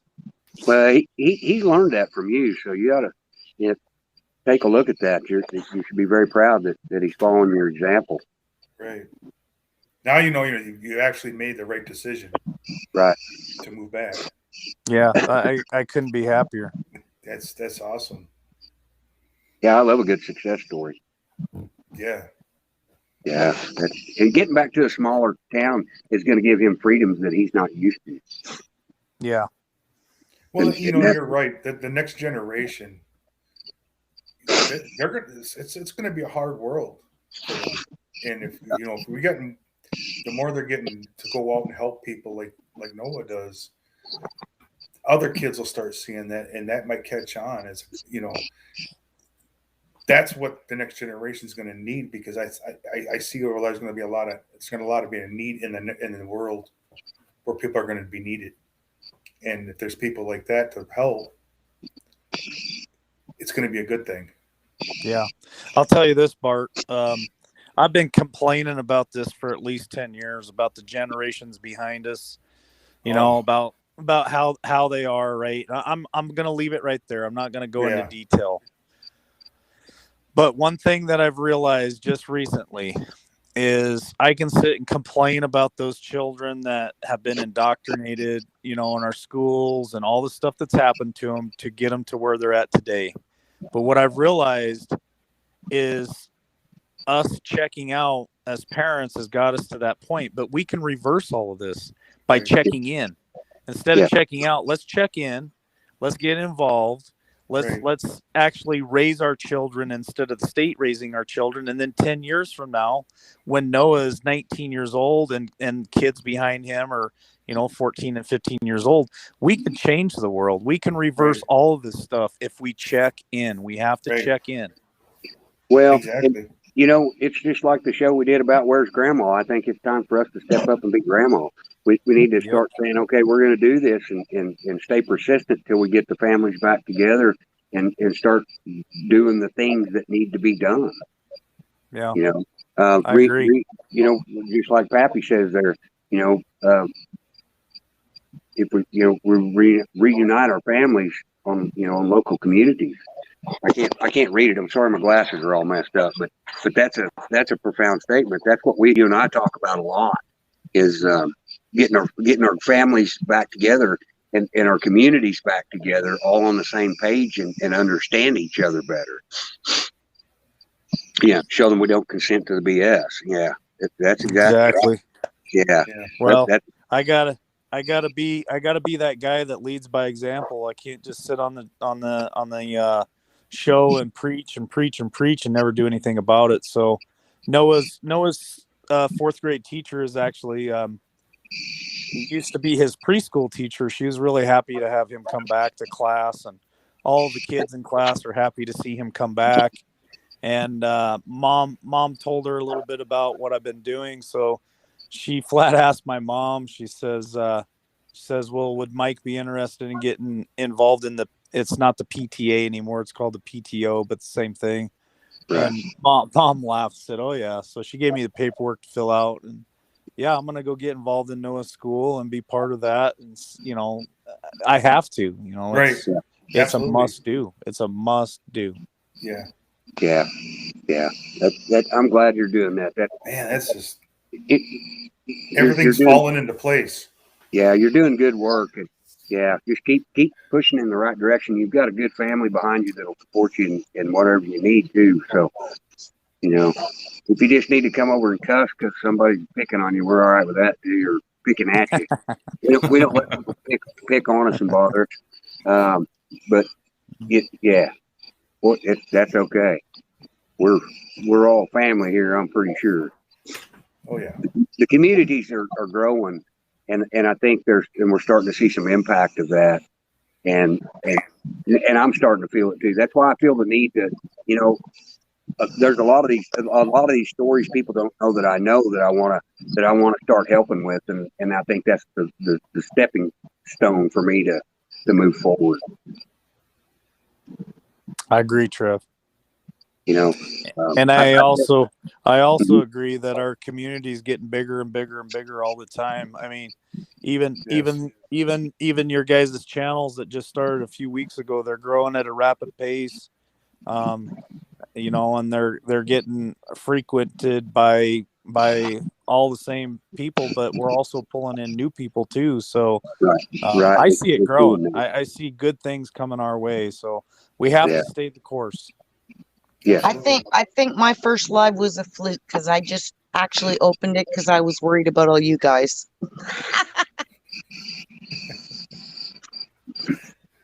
I think you should do it again. It was 5 hours, Mike. That was a long freaking night. Well, Travis is definitely a long hauler. I like to keep it around anywhere from an hour to 2 hours, but hey, you know, some people are built for 5-6 hours. Travis is contagious. No, it was okay. Like I never planned to do that. I just opened it that night because none of the regular people on any of the channels were on after you finished. And I thought, something's up. So I opened it just on the off chance that BB was working. And then we started talking. And then we watched the sun come up on 2 different time zones. And I was like, what just happened? See, and that's what we found out with people out here. There's different people have different, you know, so there are night owls out here that sleep during the day and don't get to see some of the shows and miss out on voicing their opinion. So I think this whole light night thing is actually a good thing where people do have an opportunity to come out and say, hey, because everybody comes with different walks of life. Well, when I originally set it all up 8 months ago and then dropped it in the dust bucket there, I wanted to do something late at night because no one was ever on late at night. And then Travis started doing it after Mike, and I thought, yeah, this is a good time. And then I still couldn't figure out how to do it. And then when Travis got took down that night, that's what spurred me to get it going because I said, Travis, if you get taken down again, as soon as someone tells me how to put you on as admin, you can just go fire up this one and no one will know where you are. Just put the title Hippie Switch and everybody will know what's going on. And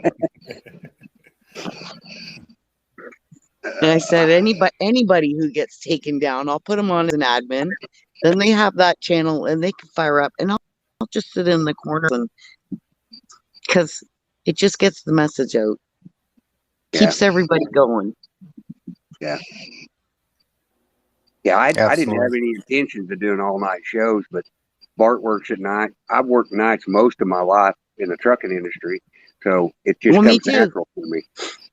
I 85% of the time I drove at night. Yeah, so much less hassle.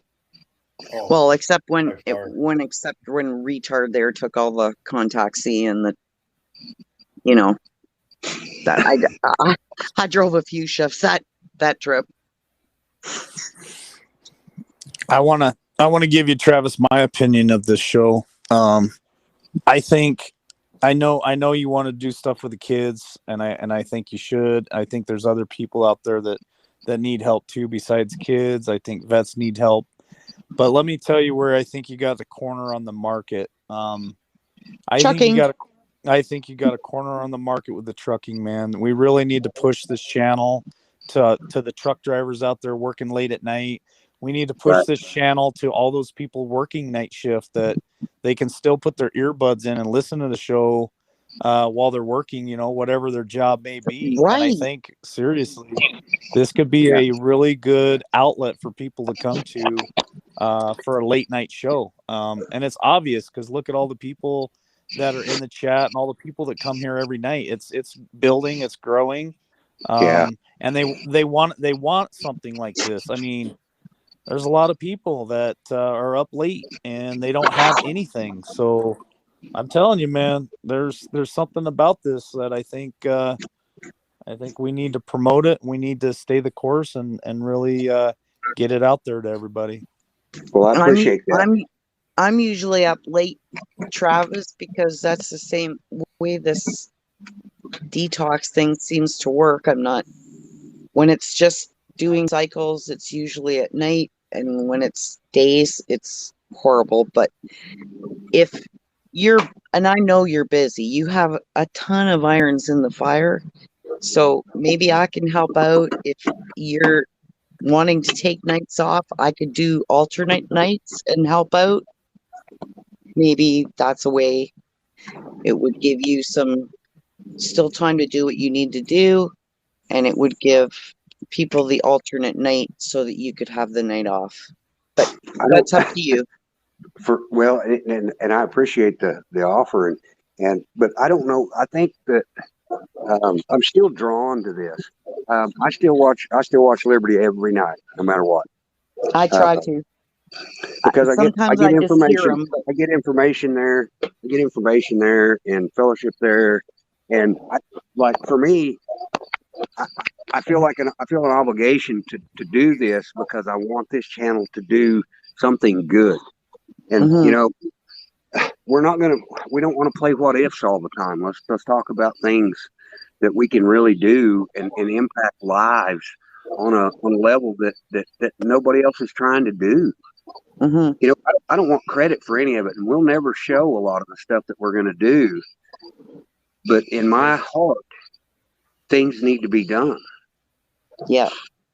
And see, Liberty, I consider Liberty my home, because when I found Liberty Warrior, that made the decision for me to X a whole bunch of channels that were just blowing smoke out their ass. Sorry for the language, but there you go. You can say when I first found Liberty, I knew. I felt it in my heart. It felt like home. Right. You know what I mean? The first time I went up on the panel with them is when I knew I had found a different reality than I was ready for. Yeah, and see, when he was smaller, was great, and it's fantastic that he's that big.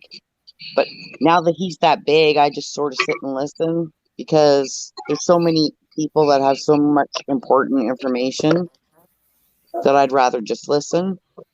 Right. Because I feel like I don't have enough to put in there, but I can help in other places.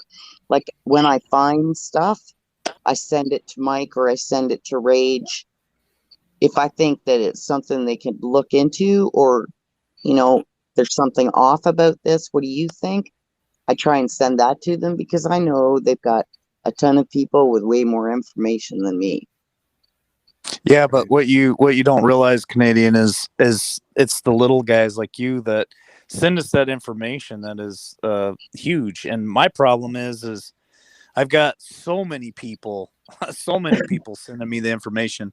And we're growing at such a rapid pace. We're getting ready to look at adding more people to the organization to try to help us grow. And it's like I get so much information in one day. I don't have enough time to really open everything up and look at it. So I almost need like somebody who can go in there and look at all the information and like put it together in a file for me, so that when I go on to the show, I've got that information, because I don't have time to go through I get hundreds of emails a day. I don't have enough time to go through every one of them. Yeah. Yeah, I can imagine. My email actually blows up too. I get a lot of stuff. It'll keep growing. It'll keep growing. Yeah, I think it will. One of the things that I think we're going to have to do is we're going to have to be consistent. Because that any night that you skip, somebody's upset at you. And I know we can't please everybody all the time, and there's going to be some times where, I may not be able to be there. I try to be there. There's a couple days there that I just couldn't, because I didn't quit working until 1 or 2 o'clock in the morning, and nobody wants to hear me beating on the side of a truck with a hammer. So I thought it Yeah, was a respectful thing. to I do. even And then- texted you to see if you were okay because I didn't hear from you. And I was like, "Is he all Right, right. But and I got a lot of that. You know, the love coming from the community, worried about something that happened to me was wonderful. And what I should have done is text everybody, and say, hey, I got this to do. But I had a pretty big job to do that I had to get done, and I only had limited time, and I was still a day late. So, but I got everything done that I promised I would do. So now we can slow down and get on even keel. But we're going to try to go on every night after you do, Liberty, and we'll always try to do as good a job as we can. I need to get where I can do some more research, and thank God Bart's here most of the time because he's out in the trucking world talking to people, and he brings a lot of stuff to the table. That's awesome, Chuck. That's so amazing. We've got so many people that have been with me since the start, Yeah. and it really wasn't that long ago, to be honest with you. It was March, so we've grown at a rapid pace. But I love everybody, and I really have a love for you people that have been with me when I only had 5 or 6 people watching, and there were a few times I wanted to throw the towel in, but I just couldn't. So here we are. You know, Right. we're climbing that ladder. Man, I think you're making an impact too in the world. You're getting as much information as you can. You're willing to listen to sides, whether we believe them or not. And if we can't disprove or prove them, you know, we have to let everybody decide for themselves. Yeah. You know, we can't shut out all information. Is something that people don't realize. Don't come here expecting me to sell you something that's going to make you feel better just so you'll come back, because I don't ever want to do that. Well, Chuck. Okay, I got your email. I hope you got mine back. I apologize, sir. You're I had a whole bunch of absolutely right, Mary. What's that? I was just saying to Mary, she's absolutely right. Yeah, okay. There was well, so I many stepped on people some toes tonight. involved. Did you? I stepped Was on it- some toes tonight. I'm sure when I was explaining to everybody about my family member who owed taxes, and they came in and took money out of his checking account. And you know, I know a lot of people believe that the IRS doesn't exist any longer, and that we're heading down this rainbow and unicorn trail. And Yeah. I'm having a hard time really wrapping my mind around it, because in my reality, there are still things happening that doesn't align with that. And I know that angers people because they're being told other things. And I've said on the show lots of times, you know, if you've got proof of that's actually happened to you, then, you Bring know, the receipt. I encourage you to come on the show with me and show me the receipts. I'll gladly say that I was wrong. I'll gladly say I'm corrected, but I can tell you from my own personal experience right now, and with my family member, it's not true in our world. I can tell you it's not true in our world. We have not been forgiven for anything. We still owe money, and it's real life for us. Right. They're going to get it one way or the other. Well, I hope they don't get it. I hope they don't get it when it's too late, you know, Trav. I don't want these people to believe some of this stuff and then get themselves in deep trouble, and have a hard time either getting out of it or not being able to get out of it because they're listening to stuff that's being told to them, and then they believe everything. And like I said, it's in my reality, in my world, it's not that way. It's believe me, I wish it was the other way, but it's not. Right. Yeah. And some of the things that they're trying to push, they can't They can't possibly see the fall in what they're preaching. We were talking about this just a little bit earlier. If the Nasara thing was real, a cheeseburger is going to cost $2,000. Yeah. Ain't nobody going to go to work. Who's going to go to work for McDonald's if they're getting a $5,000 check? Okay. What people don't realize is somebody still has to provide goods and services. Are they going to change our financial system? Possibly, but it can't. It's not going to be rainbows and unicorns yet. It's going to have to be something that's practical that every American can survive on.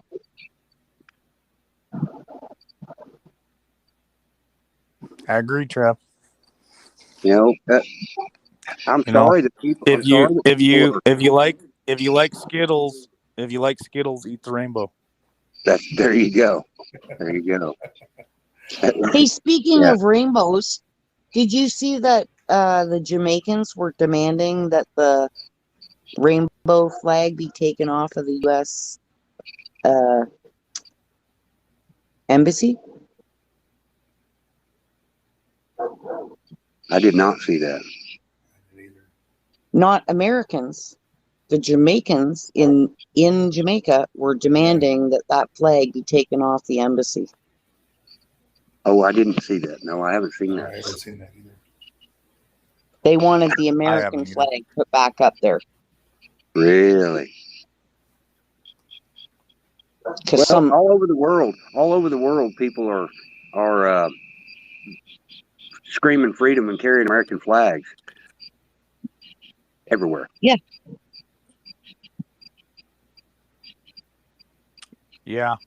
And then in our country, people burn our flag.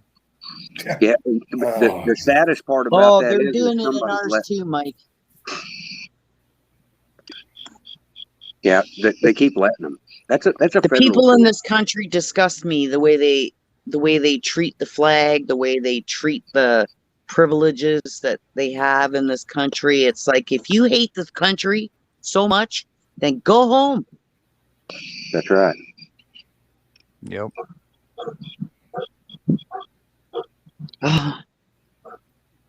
The coyotes are driving my dog wild. Oh no.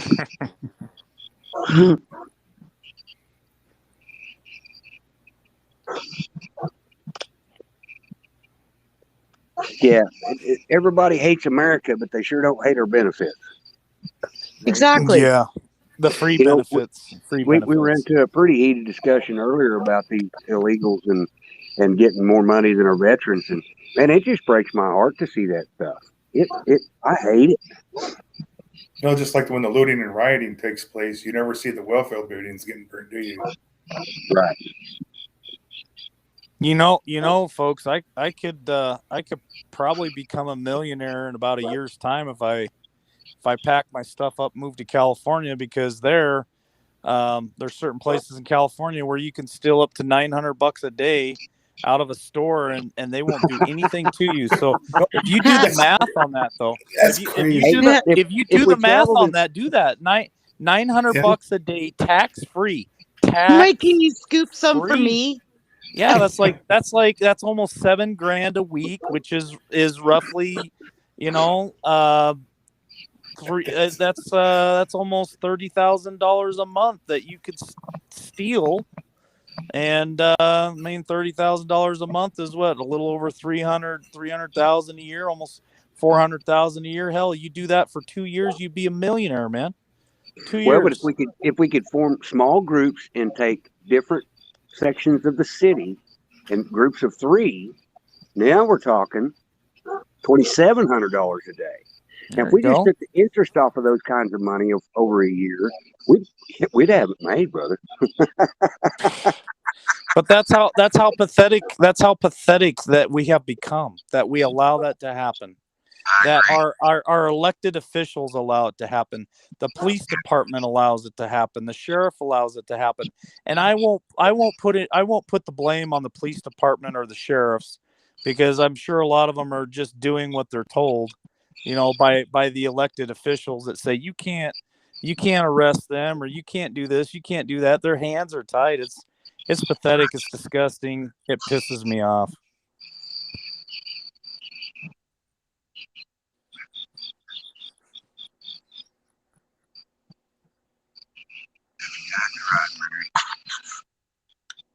Travis, Uh-oh. We're back to the helium. have you Back have to the you named, helium. have you named your crickets yet? If I could hear my crickets, I would name my crickets. It sounds like it's in your pocket. Oh, that's not a cricket down there. I don't want to hear it. I agree with Mary V. I agree with what she says. I think the only time you should ever be allowed to burn a flag is when that thing is old and ratty and it needs to be put away. It should carry the same penalty as taking down a statue. Absolutely. Yeah. And I'll tell you, two statues that need to come down is that big stone dick in Washington and those guide stones in Georgia that anonymous billionaire put up in the 80s. I'll give you two more. That big-eared SOB that was president before our president, Mr. T, and that George Floyd statue that they just put up. Yeah, there's two more. Oh. Hey, But Crystal, that- I'm glad that- you finally got in here. Helium. Okay, Charlie Brown. Do we need a train wreck? Good Lord. Train wreck number 3 coming through. We'll try to You're gonna owe Miss Blue Moon a bunch of milkshakes and pizza. No. I'll tell you what. I think, Trav, next Friday night, Trav, this is what we're gonna do. Next Friday night, the 4 of us, we need to go to a floral shop or something where we can buy. We all can buy our own helium balloons, and then let's do a whole show. Let's do a whole show with helium. right on. I'm gonna send the kids to the dollar store and get them to get me a handful of balloons. There you go. I'm trying to get my headset back up. It won't sound as bad then. That's your story, and you're sticking to it. Yeah, I know. I've got green service for crying out loud. Hey, I'll tell you what, Travis. I saw a little bit of your video from earlier today because I just woke up when you posted it, and that looked really good, brother. Really yeah. good. It was, I've cooked a lot. We've cooked a lot of breakfast or brisket. Me and Mark have cooked. We've smoked a lot of things. And that is by far the best ever in my life. And I've had competition stuff that the guys thought was wonderful and it was good. This would have killed everybody's. Well, it sure looked good. Yeah, it turned out wonderful. I was very, very pleased. Hey, you guys want to know what I'm eating right now? What are you having? Yes. I just this is for Liz. This is for Liz too. I'm eating an orange dreamsicle right now, Dream Bar. Ooh, those are good. Ooh.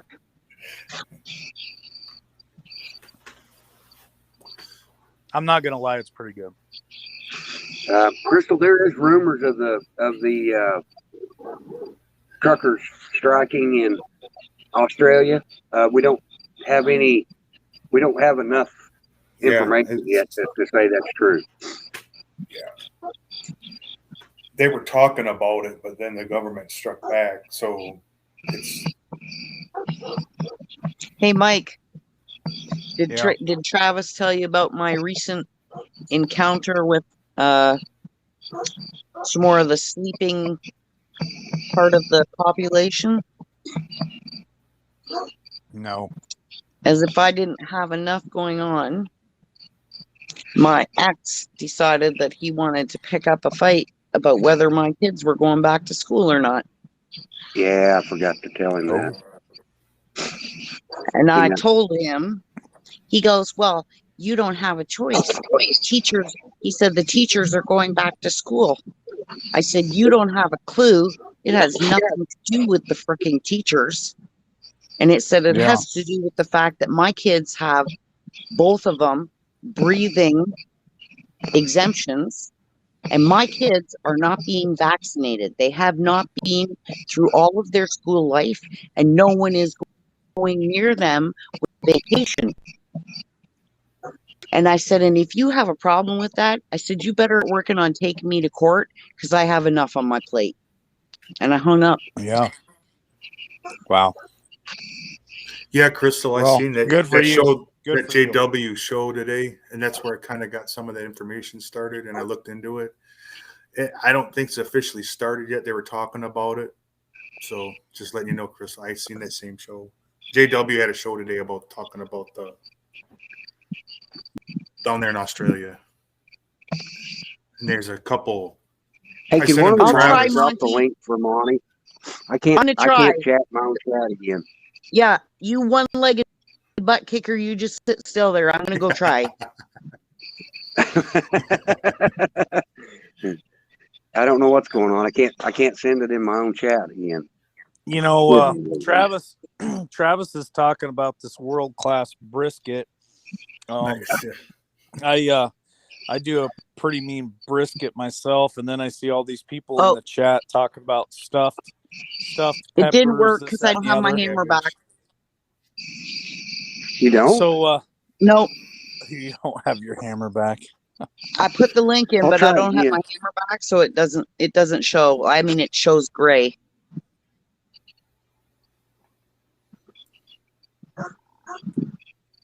Who So can I send it Travis, to? I was getting to a point here, Travis. Uh-huh. We already had the very first annual Liberty Warrior Nation camp out in South Dakota this year. So next year we're going to start planning it probably in about January. We're going to start planning the next camp out. And this time we're going to be a whole lot smarter, and we're going to try to rent a whole place so everybody can stay at the same place. And what I'm getting at is, man, could you imagine all the food that we could have at this camp out with briskets and ribs and stuffed peppers Oh, and stuffed me jalapenos, hungry. and man, we could eat like kings and queens for like almost a week. Oh yeah. Yeah, I agree. Yeah. I don't know how to cook in moderation. I'll cook for 40 people. Yeah, me too. Did it go that time? No. One of my favorite things to cook, Mike, is pork loin. Ooh. I'll take a great big pork loin, one 12 to 18 inches long, and I split it in half. Don't cut it all the way through, and then lay it open, and split the halves in half and open them up.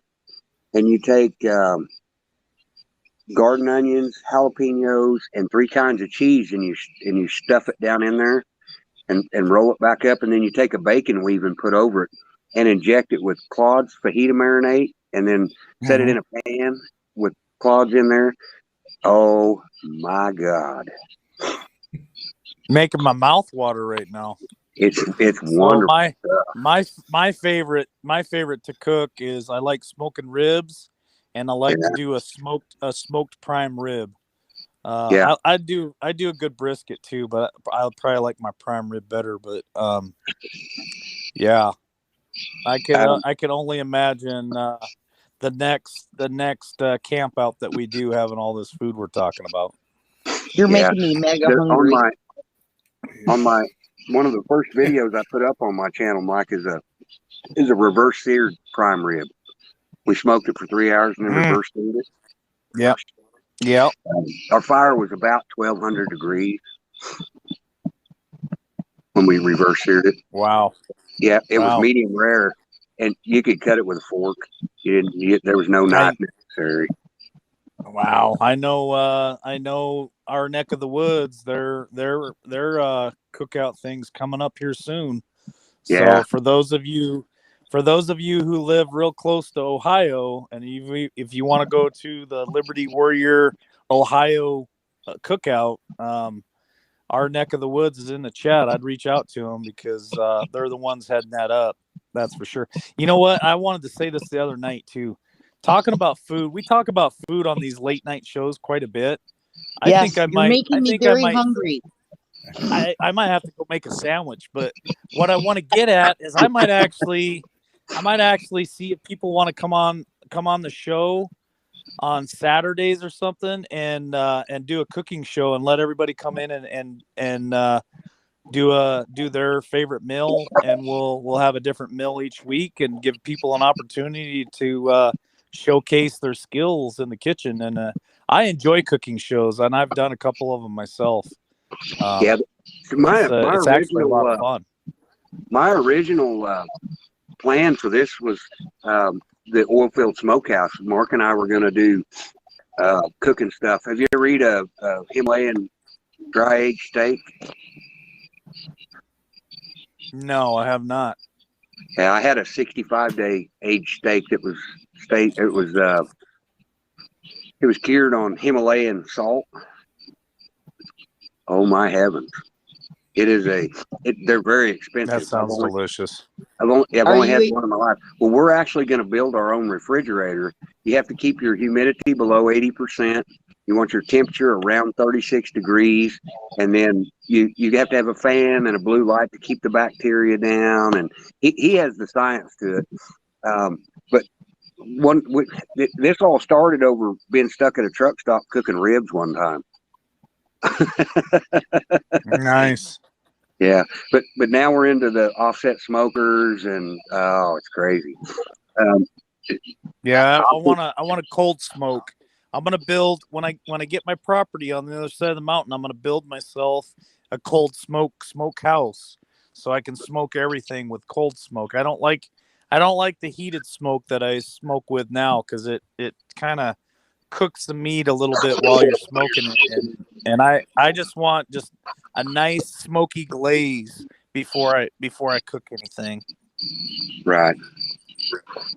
Kind of like how they do smoked fish. That's how my cousins do it up in Wisconsin. They did a cold smokehouse, and they did catch fish. Oh man. Oh. Yeah, I hope everybody's hungry, because I'll tell you what, man, I'm not kidding when I say I'm gonna do a cooking show. So anybody who wants to maybe get on that cooking show, I'm gonna do it like, I don't know, maybe I'll do the hunting and fishing show in the morning, and then right after that we can jump right into a cooking show. So anybody who wants to be part of that, just reach out to me at libertywarriornation.com. I'll be there. I love watching people cook food. Now I'm going to cause a train wreck right quick, okay? Are y'all ready for the train wreck? Oh, no. Here he goes. All right, I'll be right back. One leg butt kicking contest. No. Hey, whatever happens while I'm gone, I'm not responsible for. I'm going to read that disclaimer now, okay? Yeah, you are. Hey, Travis. Trav, put the link in. Monty's wanting the link. I'm going to have to go put it in the YouTube chat. I can't do it here. That's what I was going to go do. Oh, I got one more little thing I got to take care of there too. So I'm gonna jump over to YouTube, but when I do, it kicks me out of here. So the train wreck is coming. Put your seat belts on and keep your hands in the vehicle. Yeah. Hey, Monty, I have two Trigger pellet smokers. I got the Junior and I got the Big Boy. I love them both. I gotta tell you, Go. Lisa, Liz has a great idea, Canadian. She says we should do the cooking show with helium. Yeah. Oh man.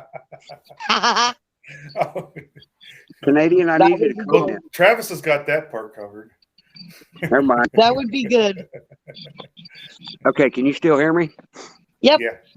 Okay, you are fixed now, girl. You can drop links in there. Okay. Look at me. I I didn't even lose my audio. How good am I getting on mobile? There we go. Here it is, boys. Come on in here, Monty. Oh my God! There you go, Monty. You guys, is Monty in here with us? Monty's in here with us. Welcome, Monty. Hello. Monty. Hey, Monty. Hi, Monty. All right, I got two things. How is it? A couple weeks ago, I watched a video. Actually, there was two videos from Australia the truckers was pulling their rigs right up over on the Queensland. I think it was Queensland, and then maybe Melbourne. And they was taking their keys out and throwing them right over the bridge. I think I've that heard was that too. Sydney, wasn't it? Seriously, 2 weeks ago. Yeah. It was either We Sydney or actually, Queensland. Bart and I talked about that one night. 'Cause I watched both videos and I was like, oh shit, it's getting serious down there. Yeah, it's Well, that's what someone was saying yesterday. I can't remember who it was, but someone was saying that all the truckers in North America, on the Canadian side and the American side, should drive up to each one of the border crossings, park their trucks, get out, take the keys. That'd be hard to do on the Ambassador Bridge. Well, they're It's just crowded. saying pull. They're just saying pull up to the gates until you Right. know. Well, you guys know what the lineups look at the border. Mhm. They're just saying set a bunch of people and say when you get to the booth, everybody stop, shut your truck off, lock it, take your keys out, walk away. Yeah. And it'll leave miles of trucks parked there with no keys In at short the order. borders. Huh. I don't know who said it, but they were saying it a couple days ago. I thought that would slow things down. Yeah. Well, I think the trucking industry is going to have to be very careful how they approach anything. Yeah, because there are like Sage was saying, there are some laws that protect that from truckers doing that. Where you don't want FEMA stepping in. I don't think they'd Because have enough people you to could move get all labeled those as a trucks. T. You could get labeled as a T. Well, we already are especially nowadays. anyways. We already are anyways. Right? The fuel tankers definitely could be labeled that because Yeah. that when the GPS shows that it's not going on its regular route, they keep real strict tabs on them. Oh yeah, So you just have to make sure that none of the fuel haulers were in that bunch. yeah. That's a pretty tough area right there. Well, they Yeah. all the fuel haulers talk to each other. They could make sure that they weren't in amongst that group. Yeah, Damn this is some of the kind of stuff we're going to be discussing here this Saturday. You know, what it's going to come to. I definitely think that idea that Paul has could be extremely dangerous. Yeah, that I haven't heard or seen him in a few days. I get what he's trying to make a statement, but that I do a too. major interstate. I do believe there is a law against that. So Like Yeah, if you there's an can't impede- emergency and they You need to can't get impede through. You can't impede the travel part of the lane. That's illegal. If something happens, you will be held responsible. Hey, there's Crystal. See, we got you fixed up. Thanks for coming by. Hey, you wanna know what the best sandwich is out there? Brisket. One that you don't have to make. Exactly. Bingo. One that somebody makes for you. And I'm making a damn sandwich right now because I can't stand it. That chat was making me hungry. Yeah, I know. And you talking about those barbecues, and I can just smell that barbecue coming across the lake from Heather and Jeff's. I never Smell had it some. now. I grilled some really nice some homemade burgers today. That was really nice. Man, those are juicy.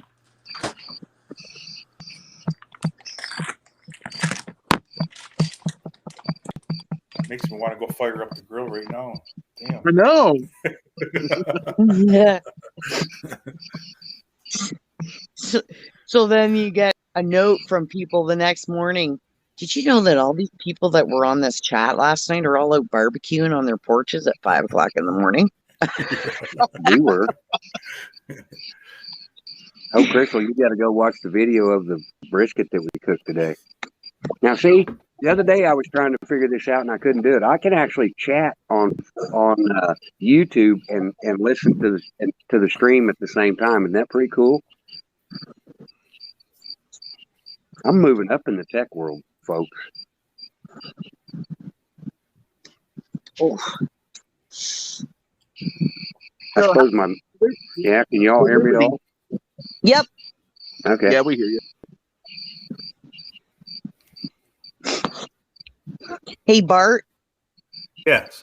has there been any more pushback since the 6 a.m. implementation? Oh, actually, no, and I'm surprised because actually, a lot of the store employees aren't even they have them on, but they're not wearing. They're kind of like pulling them down, so they're really not really wearing them. And they don't say nothing. I'm surprised, but They I have don't a say feeling nothing to you guys? no, they haven't said nothing, not a word. That's good.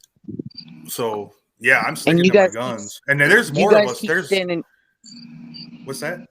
You said there was a lot more guys that were stepping up and saying no, right? Yeah. I mean, yeah, you're going to have a few that are going to like, well, I don't want to really cause any trouble. I want to keep my job. Like they're not going to, first of They all, don't they're not wanna going to make fire waves. you. But yeah, they don't want to draw attention to themselves. But, you know, I said, well, and I always tell them, I said, so they take a little bit now and a little bit now and a little bit now. I said, well, pretty soon you're not going to have any.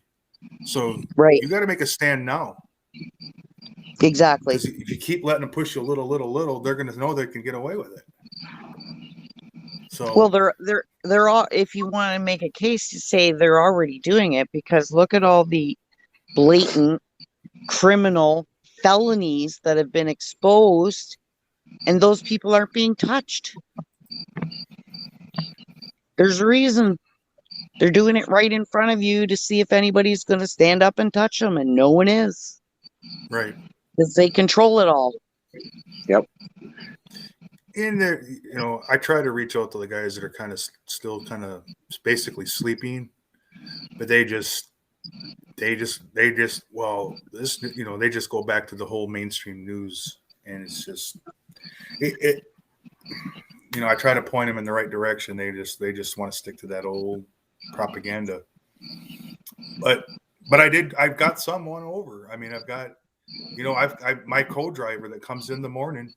You know, I talked to him again, not getting the jab, and he's glad he didn't know, because he actually did some research on it. Like I gave him some stuff to look up, and he's glad he didn't do it. So at least I got one that was, you know, and there's a couple other ones that aren't doing it. So if you can stop one, that that's makes why I look all at it. the difference. It's a small victory. That's right. You know. Yep. You know how to eat an elephant? One piece bite at a time. That's right. Don't try to swallow it whole. Eat it one bite at a time. You know the theory that there's always a nugget of truth hidden amongst all this other stuff?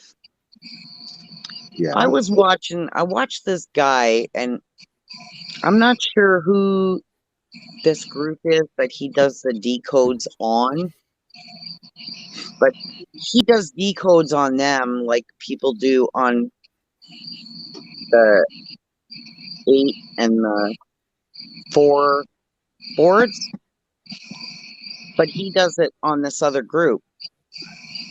And from looking at this other group's information, I'd say about maybe 54% of what they post is actually believable.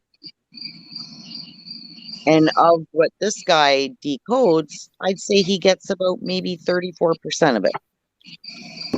But one thing that he did get that I was looking at, and it made me think maybe that's what he's talking about, to do with vacations. And why everybody says, why does he keep pushing the vacations? And this guy decoded in this information that this was in place back when Barry was in, long before. This was already in motion. And their plan was 7B, right? That's how many they wanted to get rid of. And this guy's saying that when they got in there, they were able to alter some of what was already in the works from the previous administration. So the calculated number that the previous administration wanted to take out was astronomical. And the reason he pushed and keeps promoting the warp speed is because they wanted to lock everybody down for 6 to 7 years, the previous group, and they wanted to keep everybody there until every single person had been forcibly vacationed. That was the previous administration's plan.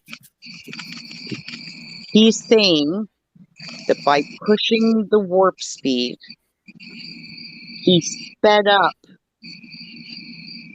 the availability of that so that people wouldn't be locked down for any kind of an astronomical duration. And that there's so many people that wanted this V because they believed that's what would save them, right? So these three were pushed through at warp speed to stop the previous administration from locking the entire globe for 7 years and then forcibly doing it. And he's saying that we pushed this through so that we could get this out, so that they're not locked down, but it's still your choice. And he keeps repeating, it's still your choice.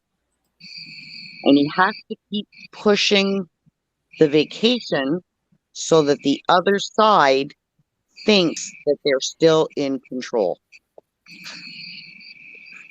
Because he doesn't want them to know that they've managed to, well, they're on to the fact now because they're not getting the results that they had expected.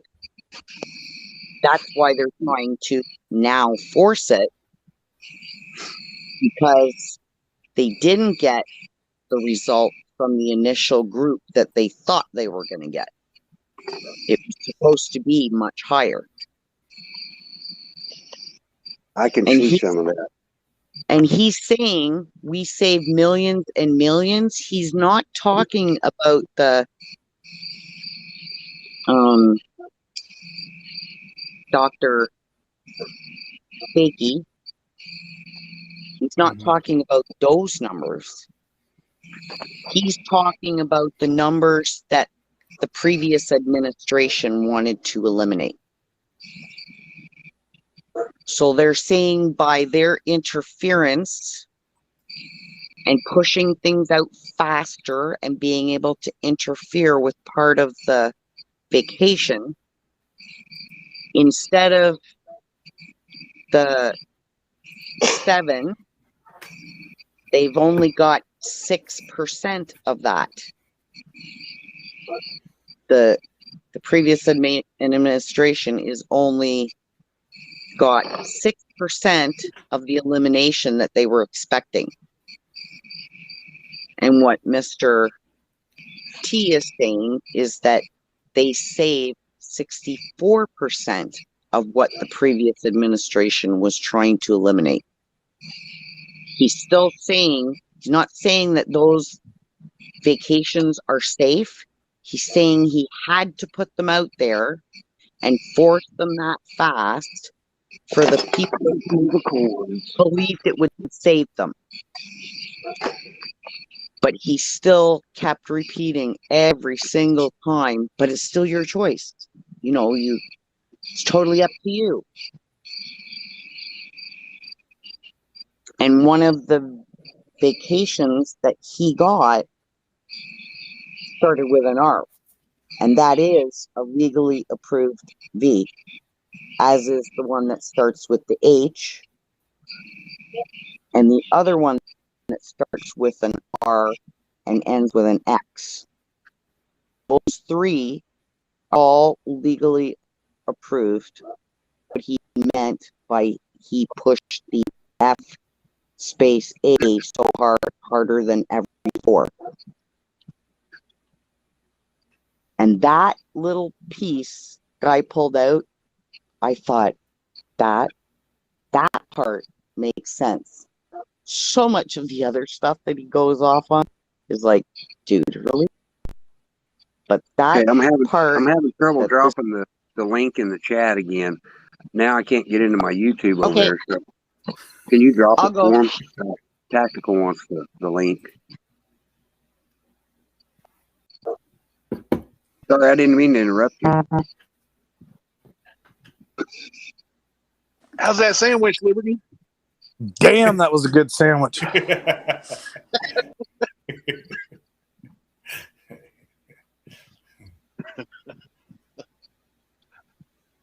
You pretty I good think sandwich you're- maker, are you?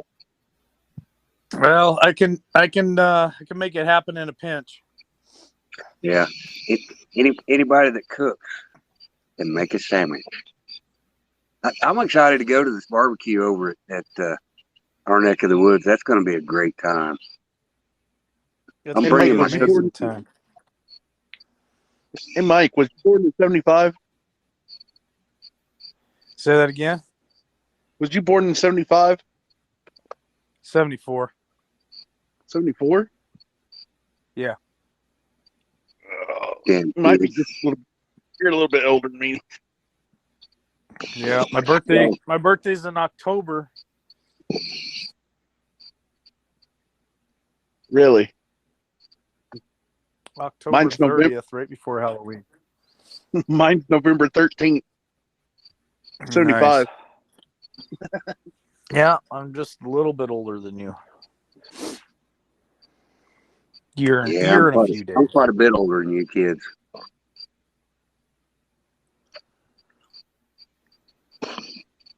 I suppose I'm in the. Yep. Is Tonto coming up? Well, I don't know. Y'all can't hear me, can you? Yeah. Yeah, I can hear you. Okay. Well, my meter's not going up. I thought maybe I screwed up something. You're Yeah. not holding your tongue out to the left. It's what? You're not holding your tongue out to the left. Well, I'm telling you, I'm sitting so close to the Wi-Fi, I can feel the vibrations off of it.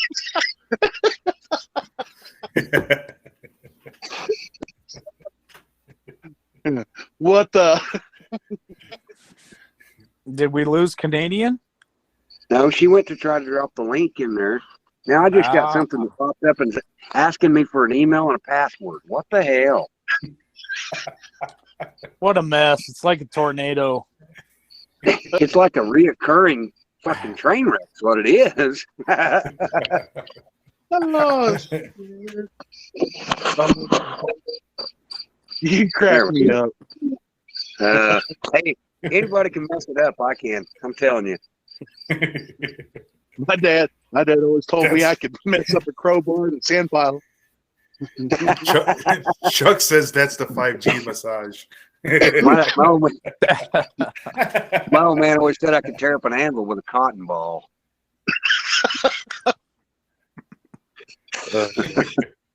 He was right. See, my chat's not moving anymore either. I'm gonna refresh. You know what happens here, guys? Yep, let's do it. Here we go. See you later, Trev. We'll see you in about. Everybody hold hands. Oops. Oops. His last words. Oops.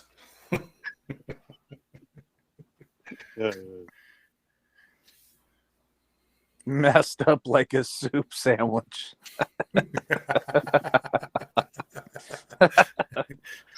Thank you, Chuck.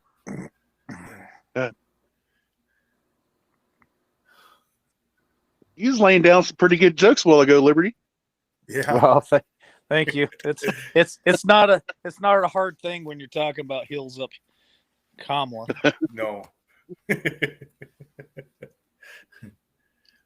I would say something, but it's out to the public, and I don't want to say it.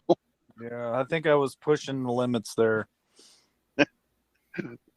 One or two messages come up that was wanting to be approved, and I was like, "Yeah, they are."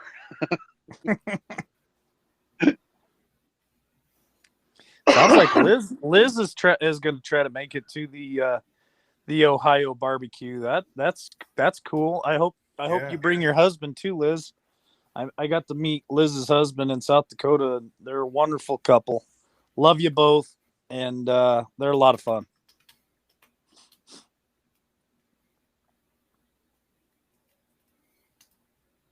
What state they live in? What's that? What state do they live in? Oh, they live in my state, Idaho.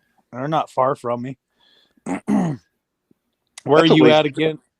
Where are you at again, Liz? Was it I want to say it was Yellow Pine or no, Featherville. I think she lives in Featherville, which isn't, I don't think it's too far from me. Huh. He made it back.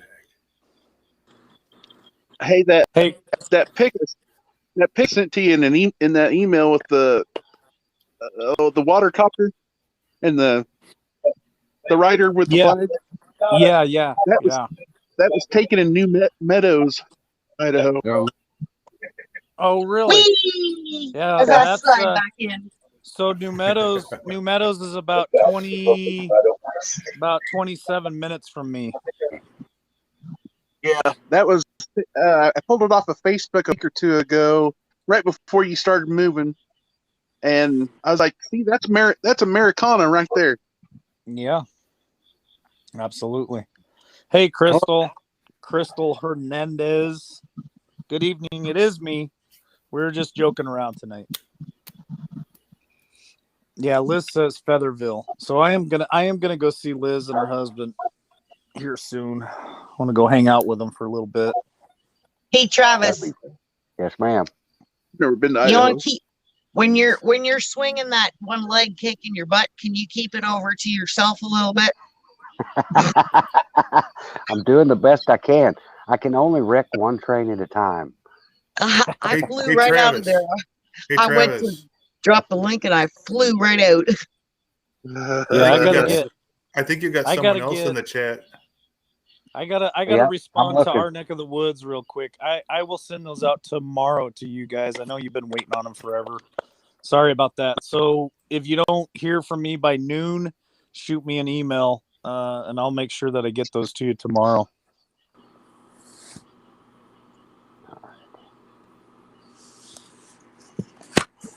Robert, What was that all about? Robert. Abu? Are you kidding me? I thought there was. I Where's thought Robert? M1911 Zoom is 1911 Zoom was in there I haven't seen him yet. in the back room because Yeah, I'm said in the something. back room looking. he said he was in private. It was in private chat. Lurking. Okay, it may have been while I was restarting all my shit.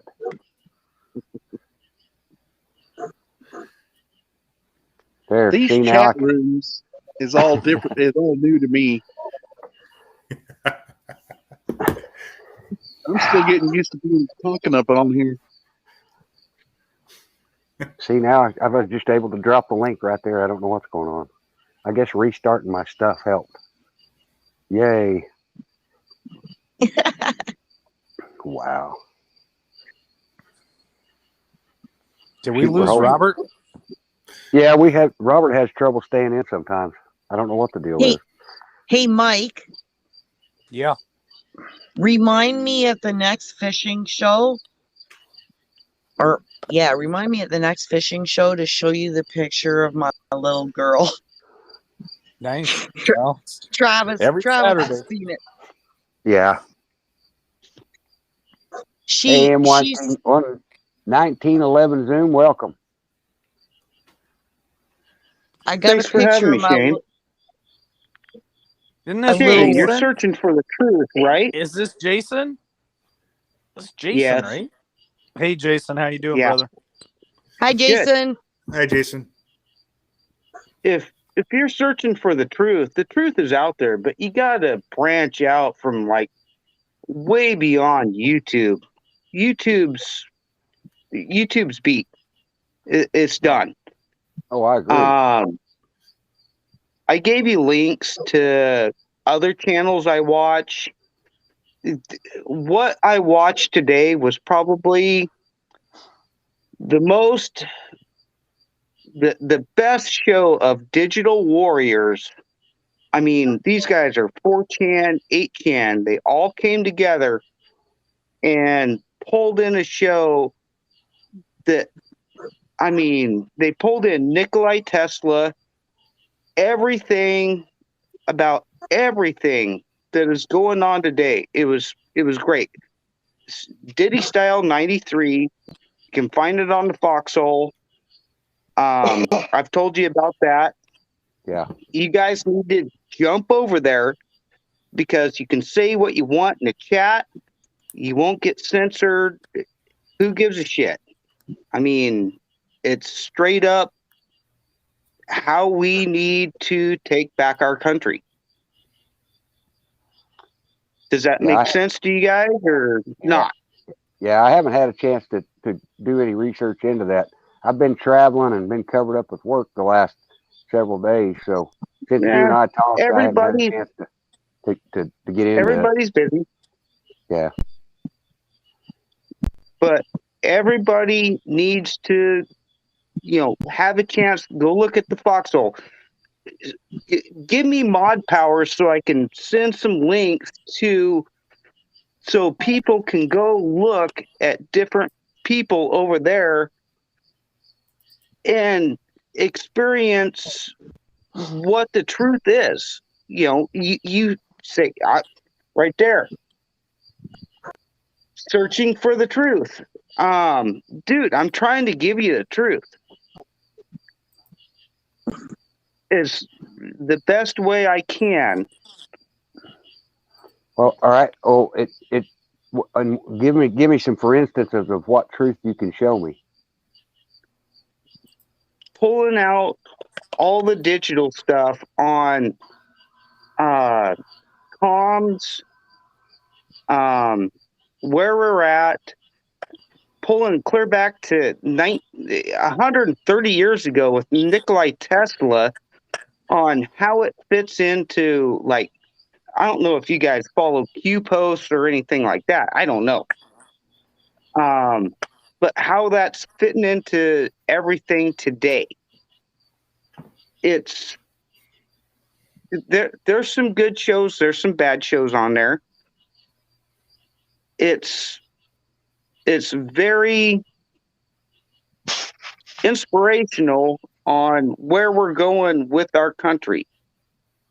Finding out everything. I mean, today we went on there and rolled everything clear back into Bigfoot. Why we're not getting told about Bigfoot and the UFOs and everything today. I don't know if all you guys are believers in that shit, but it's, Masonic symbols, everything. So just look, use your own discernment. Well, just telling most of the things that we're trying to do on this channel is we want to be able to fix the problem that we have at hand. We can what if to death. What the government's lied to us about, can I change that, and how? That's what we do over there too. Okay, but I'm just saying, okay, so we've been lied to about aliens and all that stuff. What are the actions that are going on over there that are changing those situations is my question. They aren't changing nothing over there. It's up to us to change that over there. That's what we're about. Us changing stuff there. But you're changing stuff there. What you're kind of leading me in a circle here. I don't guess I follow what's the purpose of being there if you can't change anything? Knowledge. People need to stand their ground. run for your school board, public No, office, see, and we your preach city that here. councils. Yeah, we preach that here. Get Yeah, same involved thing. locally. It's the same thing. But what these guys, I mean, these guys are your. Have you ever heard of 4chan? 8chan, then it turned to 8kun, all that stuff. I'm sure you guys seen the QAnon on HBO Max or whatever it is. No, haven't seen any of It that. goes way beyond that, way beyond all that. I am here to say, look at the channels, use your discernment, just go check it out. Yeah, and Might I be- will. As soon as I get time, I'm gonna dig into that, because you were telling us Okay. before that we needed to go over there so we could say what we wanted to and Yeah. stop all the crap. Yeah, you fucking tell Biden to fuck off all the time. Well, I don't think they'll ban you for that now, but it probably next week. Who knows? Right, but yeah, I do. In fact, Bart and I were both talking about that here not long ago. We needed to get into that, and hopefully in the next week or two, I'll be able to sit down and do some research. You have no idea how much stuff comes in my email every day. Oh, I bet, dude. I couldn't imagine. I can't even imagine what Liberty's email looks like. I don't even send him an email. I can send the Nats an email, and I'm sure they got barrage, but I know a lot of the main people that helped set that up, and I dumped a bunch of money in there. They know me. If you want a channel on there, they want to put me a channel on there, but I'm not set up for that. I got my phone. That's all I That's what I operate got. off of is my phone. Yeah. Same here. My kid's building me a computer. I told him, dude, this thing needs to have a lot of information because I download tons of information in my phone, which my phone's almost dead because of how much crap I put into it on just pulling out information. I try to archive everything. Right. So I'm having my kid build me a computer because I can barely operate my damn phone. Yeah. But It's a struggle. Just yeah, look into it. Yeah, I will. The It hadn't channels, gone away the main from my channels. mind. Sorry. It hadn't gone away from my mind. I just hadn't had time to do it. We're all busy. Yeah. Dude, I work 50, 60 hours a week. But I still take my time to look at stuff. I get probably maybe 5, 6 hours of sleep a night. Maybe. On what's going on, because I'm concerned. I got 4 kids that I want to make sure they have America to grow up in tomorrow. That makes sense? Yes.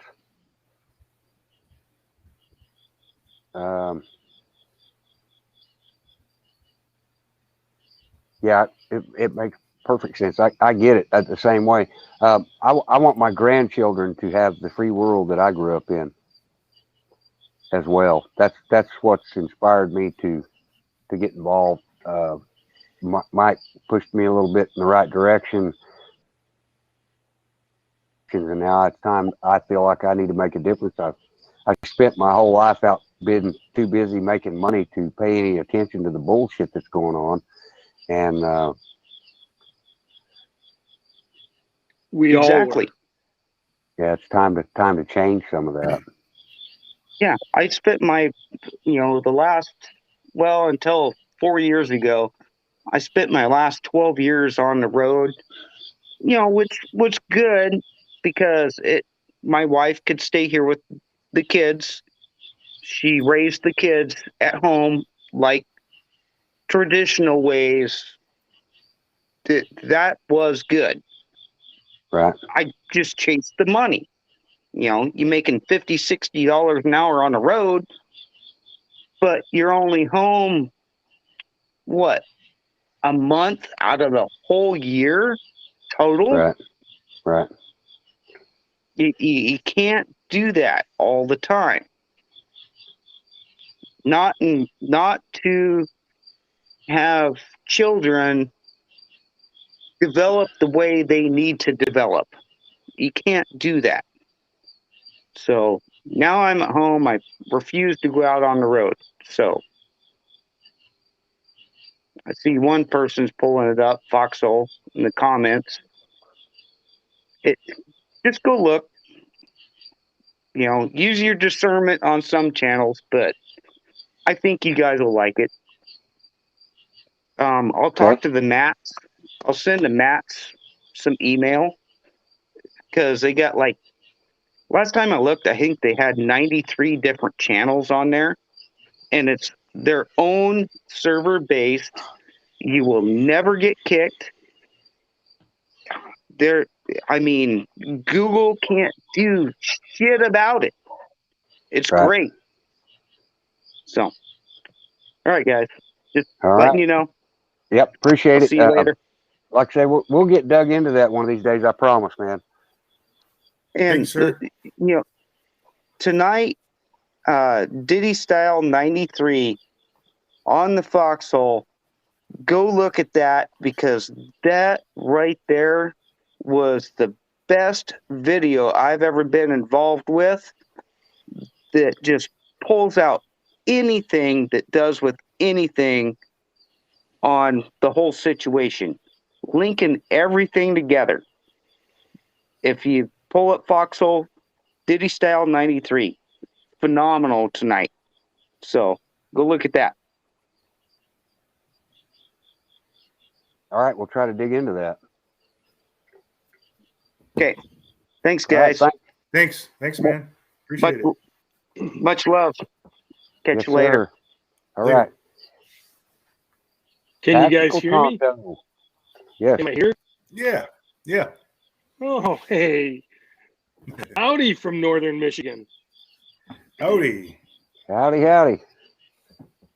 Yeah, you can burn up a lot of time doing research. That's for sure. Mm-hmm. Once you start down those rabbit holes, man, it just Yeah. goes and goes and goes and goes and goes. Well, that's what we've been talking about for several days. Is every time you find some new lead, you can chase your way all the way back to your own tail. And you're Oh, like, absolutely. What the hell?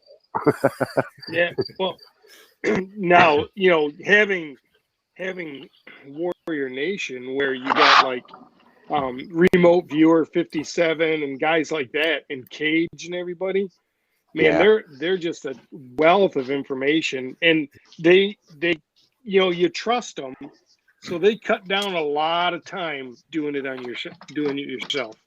Right. So, which Yeah. I greatly appreciate. Yeah, they're good people So, too. Excuse me, their heart's in the right place. That changes Yeah. the world right there. absolutely, You know, and that's a how lot we of these- change it. right. A lot of these truthers are their heart's not in it, their billfold is. And that's where I started having trouble with a lot of these people. A lot of people don't like Cold Beer Confessional, but his research is impeccable. Yep. He does his homework, and if you don't think he can prove it, go on there and start asking questions, because I assure you he can.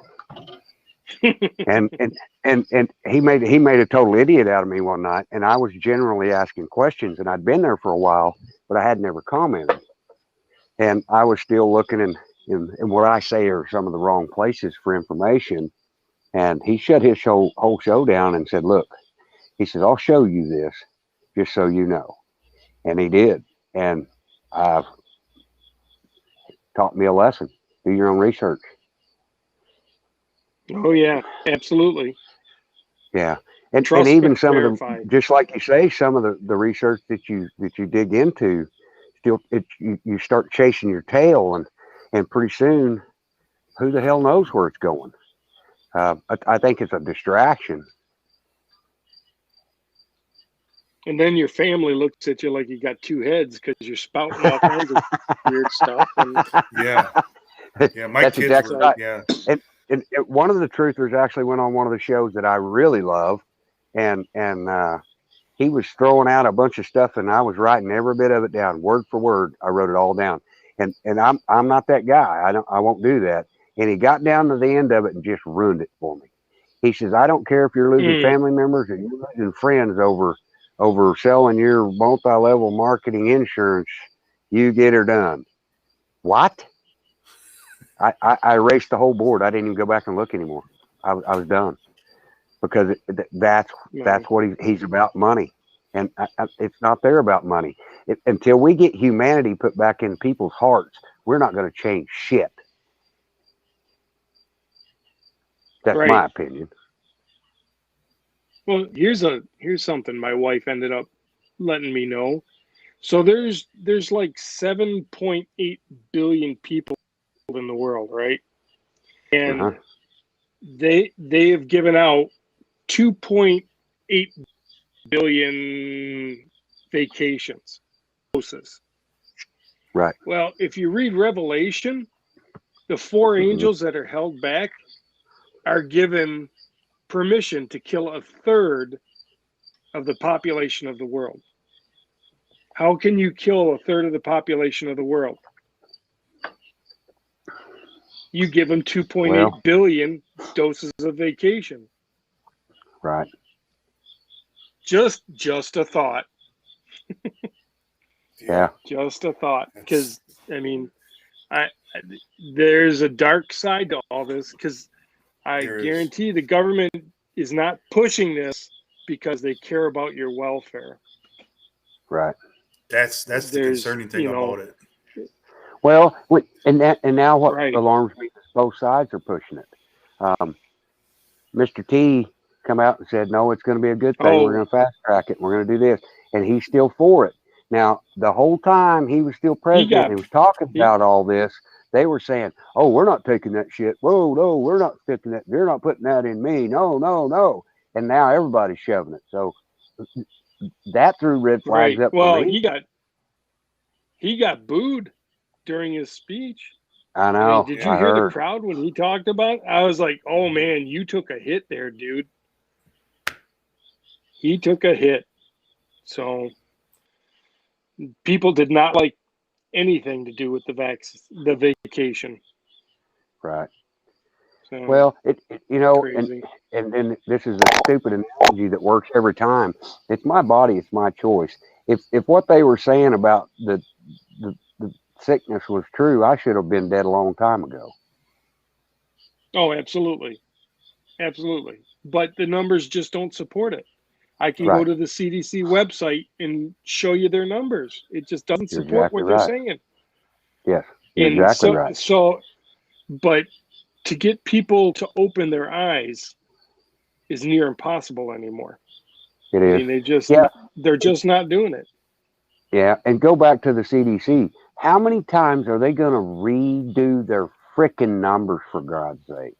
Enough is enough. Well, they do it because they're losing the narrative. It's falling apart on them. So they got to keep changing it.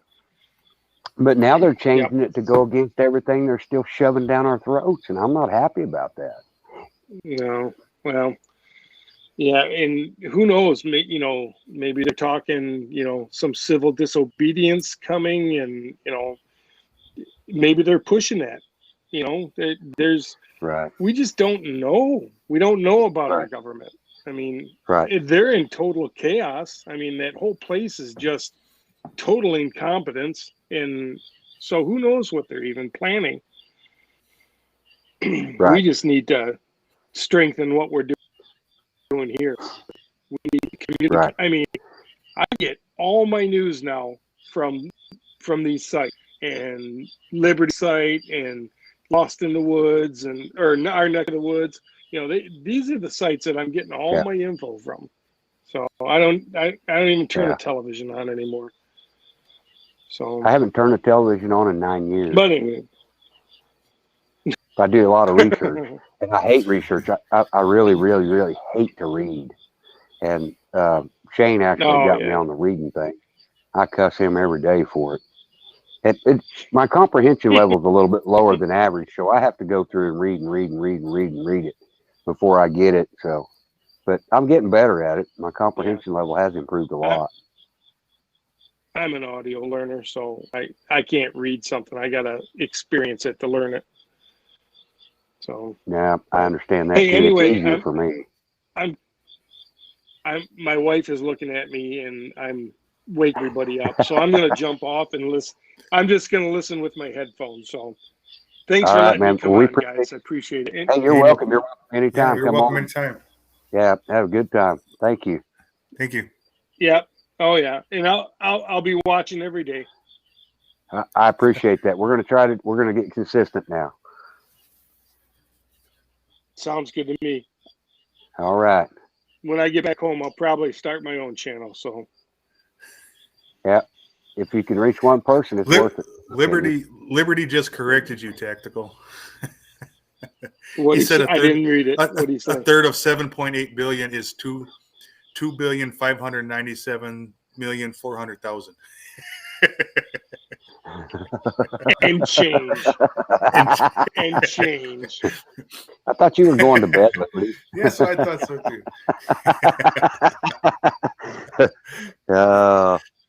Oh, not only an electrician, he's not only an electrician, he's a mathematician too. Yeah. That's right. That's right. Only in families. Good night. Only in families. Yeah. Great. All right, guys. Great. I'll see you later. Thanks. Hey, have a good night. Yep. Appreciate you stopping by. Oh, appreciate your channel. Yeah. Well, thank you. Mercy. Liberty just can't get enough of us, can he? Love the guy. Yeah. Oh.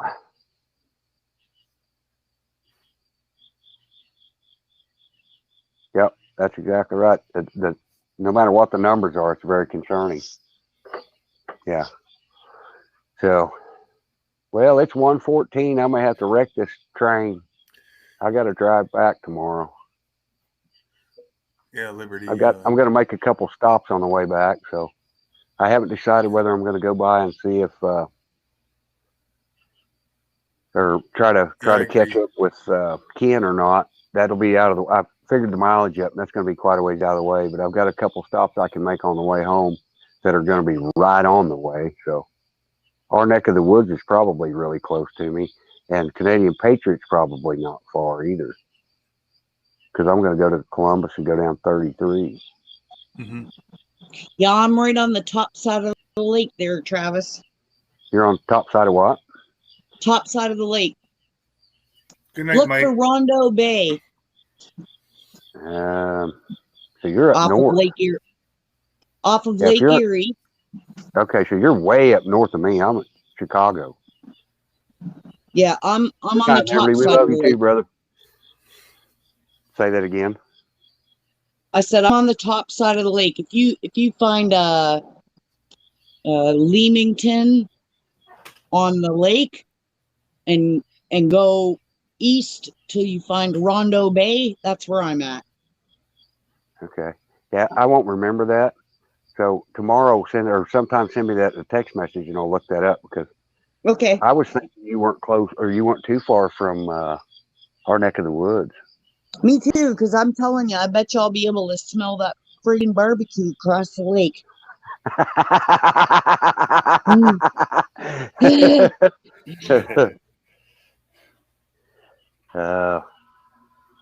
We got to try to Yeah, I think I'm going back to what Tactical was talking about, man. That's just, it's making my wheels are spinning. Yeah.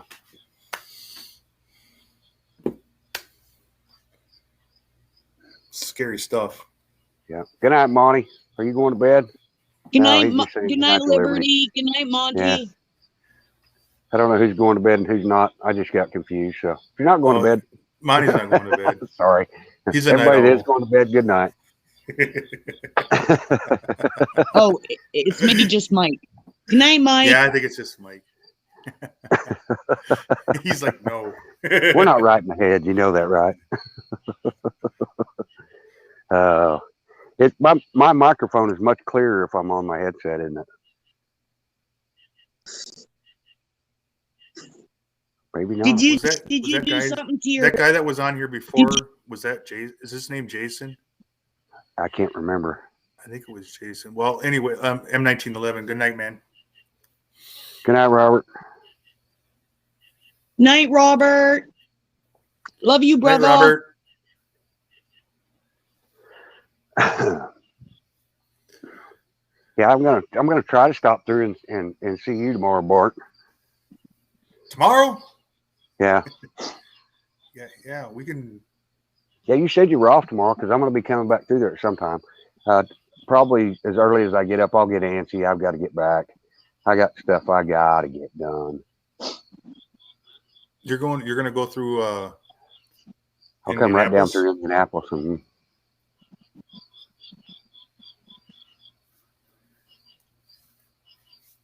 That'd And be then I'll cool. go over to Columbus and take 33 down to 50.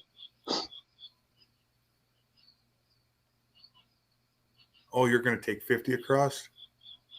Yeah, I'll take 50 back to Clarksburg. Okay. Yeah, you could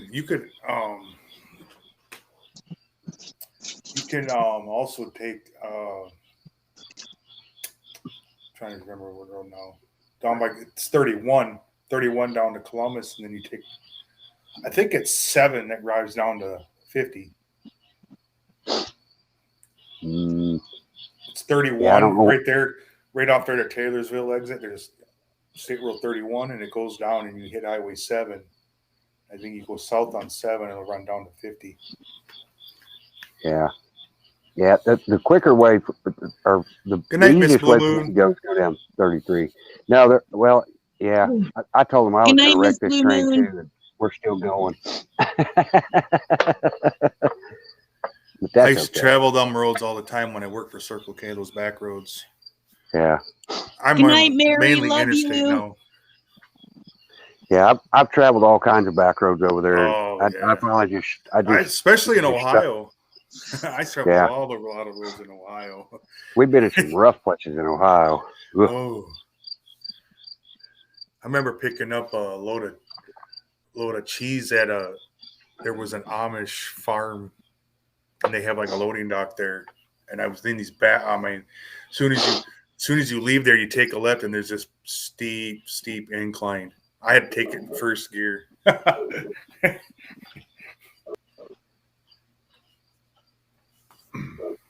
Oh.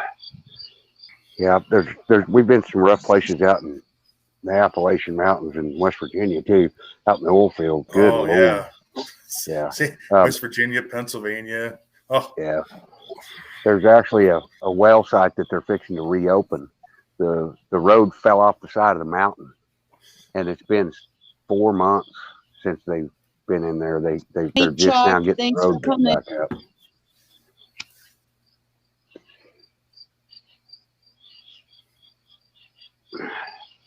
But they, like I said, it's been almost thanks, been Chuck. 6 Good night. months.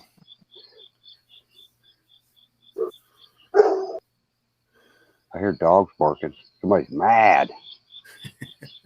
Them are mine. Them are my puppies. Are they? Well, I'm The all out of coyotes puppies are now. right there. Yeah, Well, we got our they're- baby to the They're present Rottweiler home. She's trying puppies. to chew on the rope.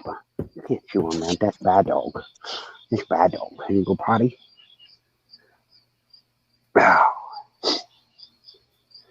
Good night, Miss Blue Moon. I love you.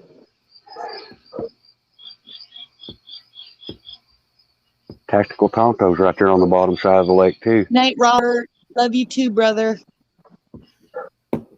My microphone not working again? Yeah, it's working. I'm just saying good night. Okay. Because Tactical Tonto's probably not far from you at all. Bottom Why, side where's of the lake, he at? said. Where's he at? He is, hang on, I'm trying to find it again. Bottom part of Lake Erie. Yeah. Hide message, quit. There we go. Well, Guys on the everybody in bottom Ohio sideline. is on the bottom part of Lake Erie. Well, now, Tara, and I thought our neck of the woods was on further down than that. I'll find out in the morning before I take off out of here.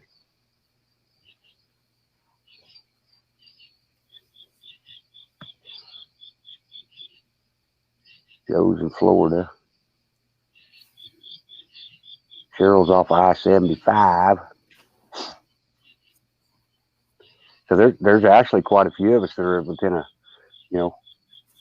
3-hour drive, probably. Last call. This Blue Moon's going to throw us out. I can tell. Oh, I didn't get to go jump in the pool with my Speedo today, Miss Blue Moon. What are you going to do now?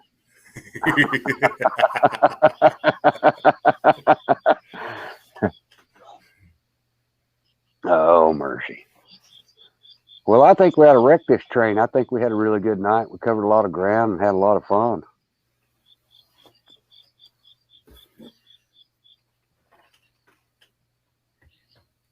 No? My microphone quit, didn't it? No, it's yours. I hear you. Okay. Okay. I was just reading. Okay. Yep. Same bat time, same bat channel, brother. Let's see here. Yeah, Travis, we got to did get you on get a this. new Phone. headset? You know what? Did you fix headset? Yes. No, I haven't. Actually stopped and bought another one. I don't know whether it's better or worse. Oh, it's much better. That's why I was asking. Yeah, I got a new one. I don't like anything in my ears, but so far this is okay. Well, it seems much better. Well, good. It picks up a lot of background noise, and I'm not happy about that. So what I'm going to try to do tomorrow is cut up some. It does come through on this end like your other one did. Well, yeah. Earlier when I was on Liberty, they could hear the people in the background talking, and I could just barely hear them. I wasn't sitting close to them, so I had to move. So I'm afraid it's going to pick up way more noise than the other one did. It doesn't have a noise canceling mic. So I'm going to try to wrap it in foam rubber tomorrow to stop some of that. And if that doesn't work, I'm just going to take it back and go get the one that I want. They didn't have the one that I wanted. Good night, Monty.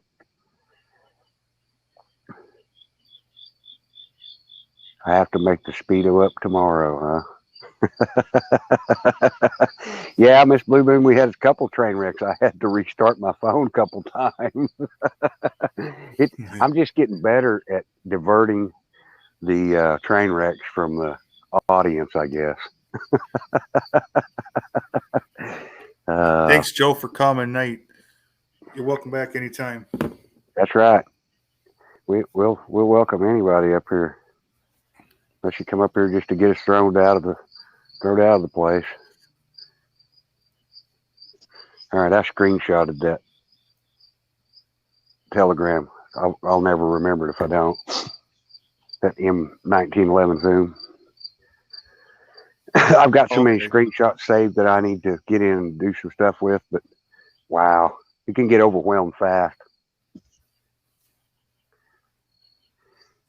Well, I don't know what's everybody's final thoughts for the day. Love your family. Always try to help others. And always pray for God to put a protective hedge around humanity through all of this. Very good. Very good. I don't even know if I can follow that with a final thought. Be kind to your neighbors and build your communities. Amen, brother.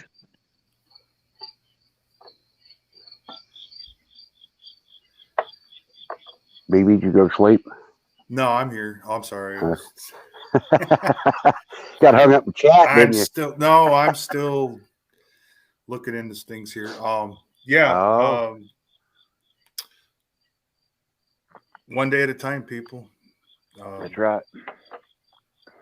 It's Guess we'll wait and see what happens tomorrow or the rest of later today. I guess it's a fresh Yeah. new week. Yep. Just got to keep our heads up. And only put your head down to pray. Yep. That's right. That's it. Well, every morning that I wake up on the green side of the dirt and that the skies are blue, because green and blue make Tiffany blue. And Tiffany blue is a wonderful color for the future.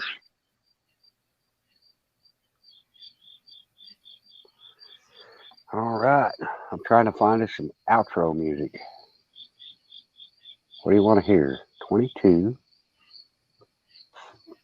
I play the other one every time I come in here. I do believe. That's what I was just fixing to click on right there. Select.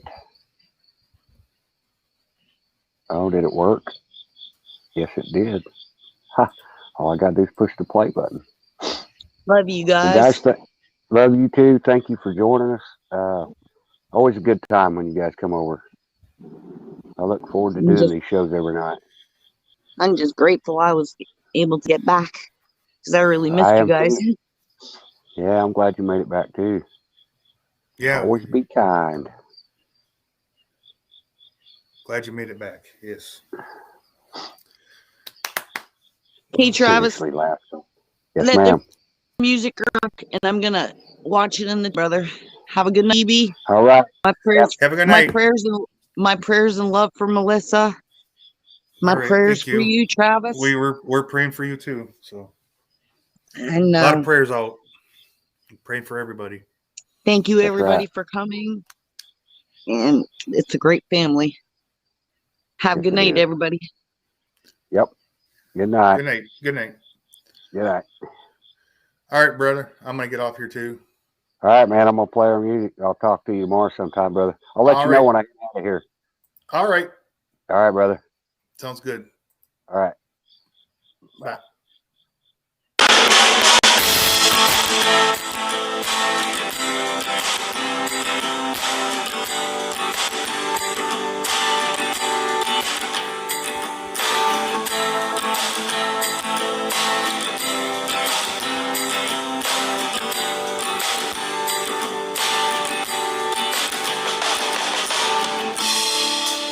Everywhere I go, feeling all alone, feeling all alone. And everyone I know has a pot of gold and arms around the soul, arms around the soul.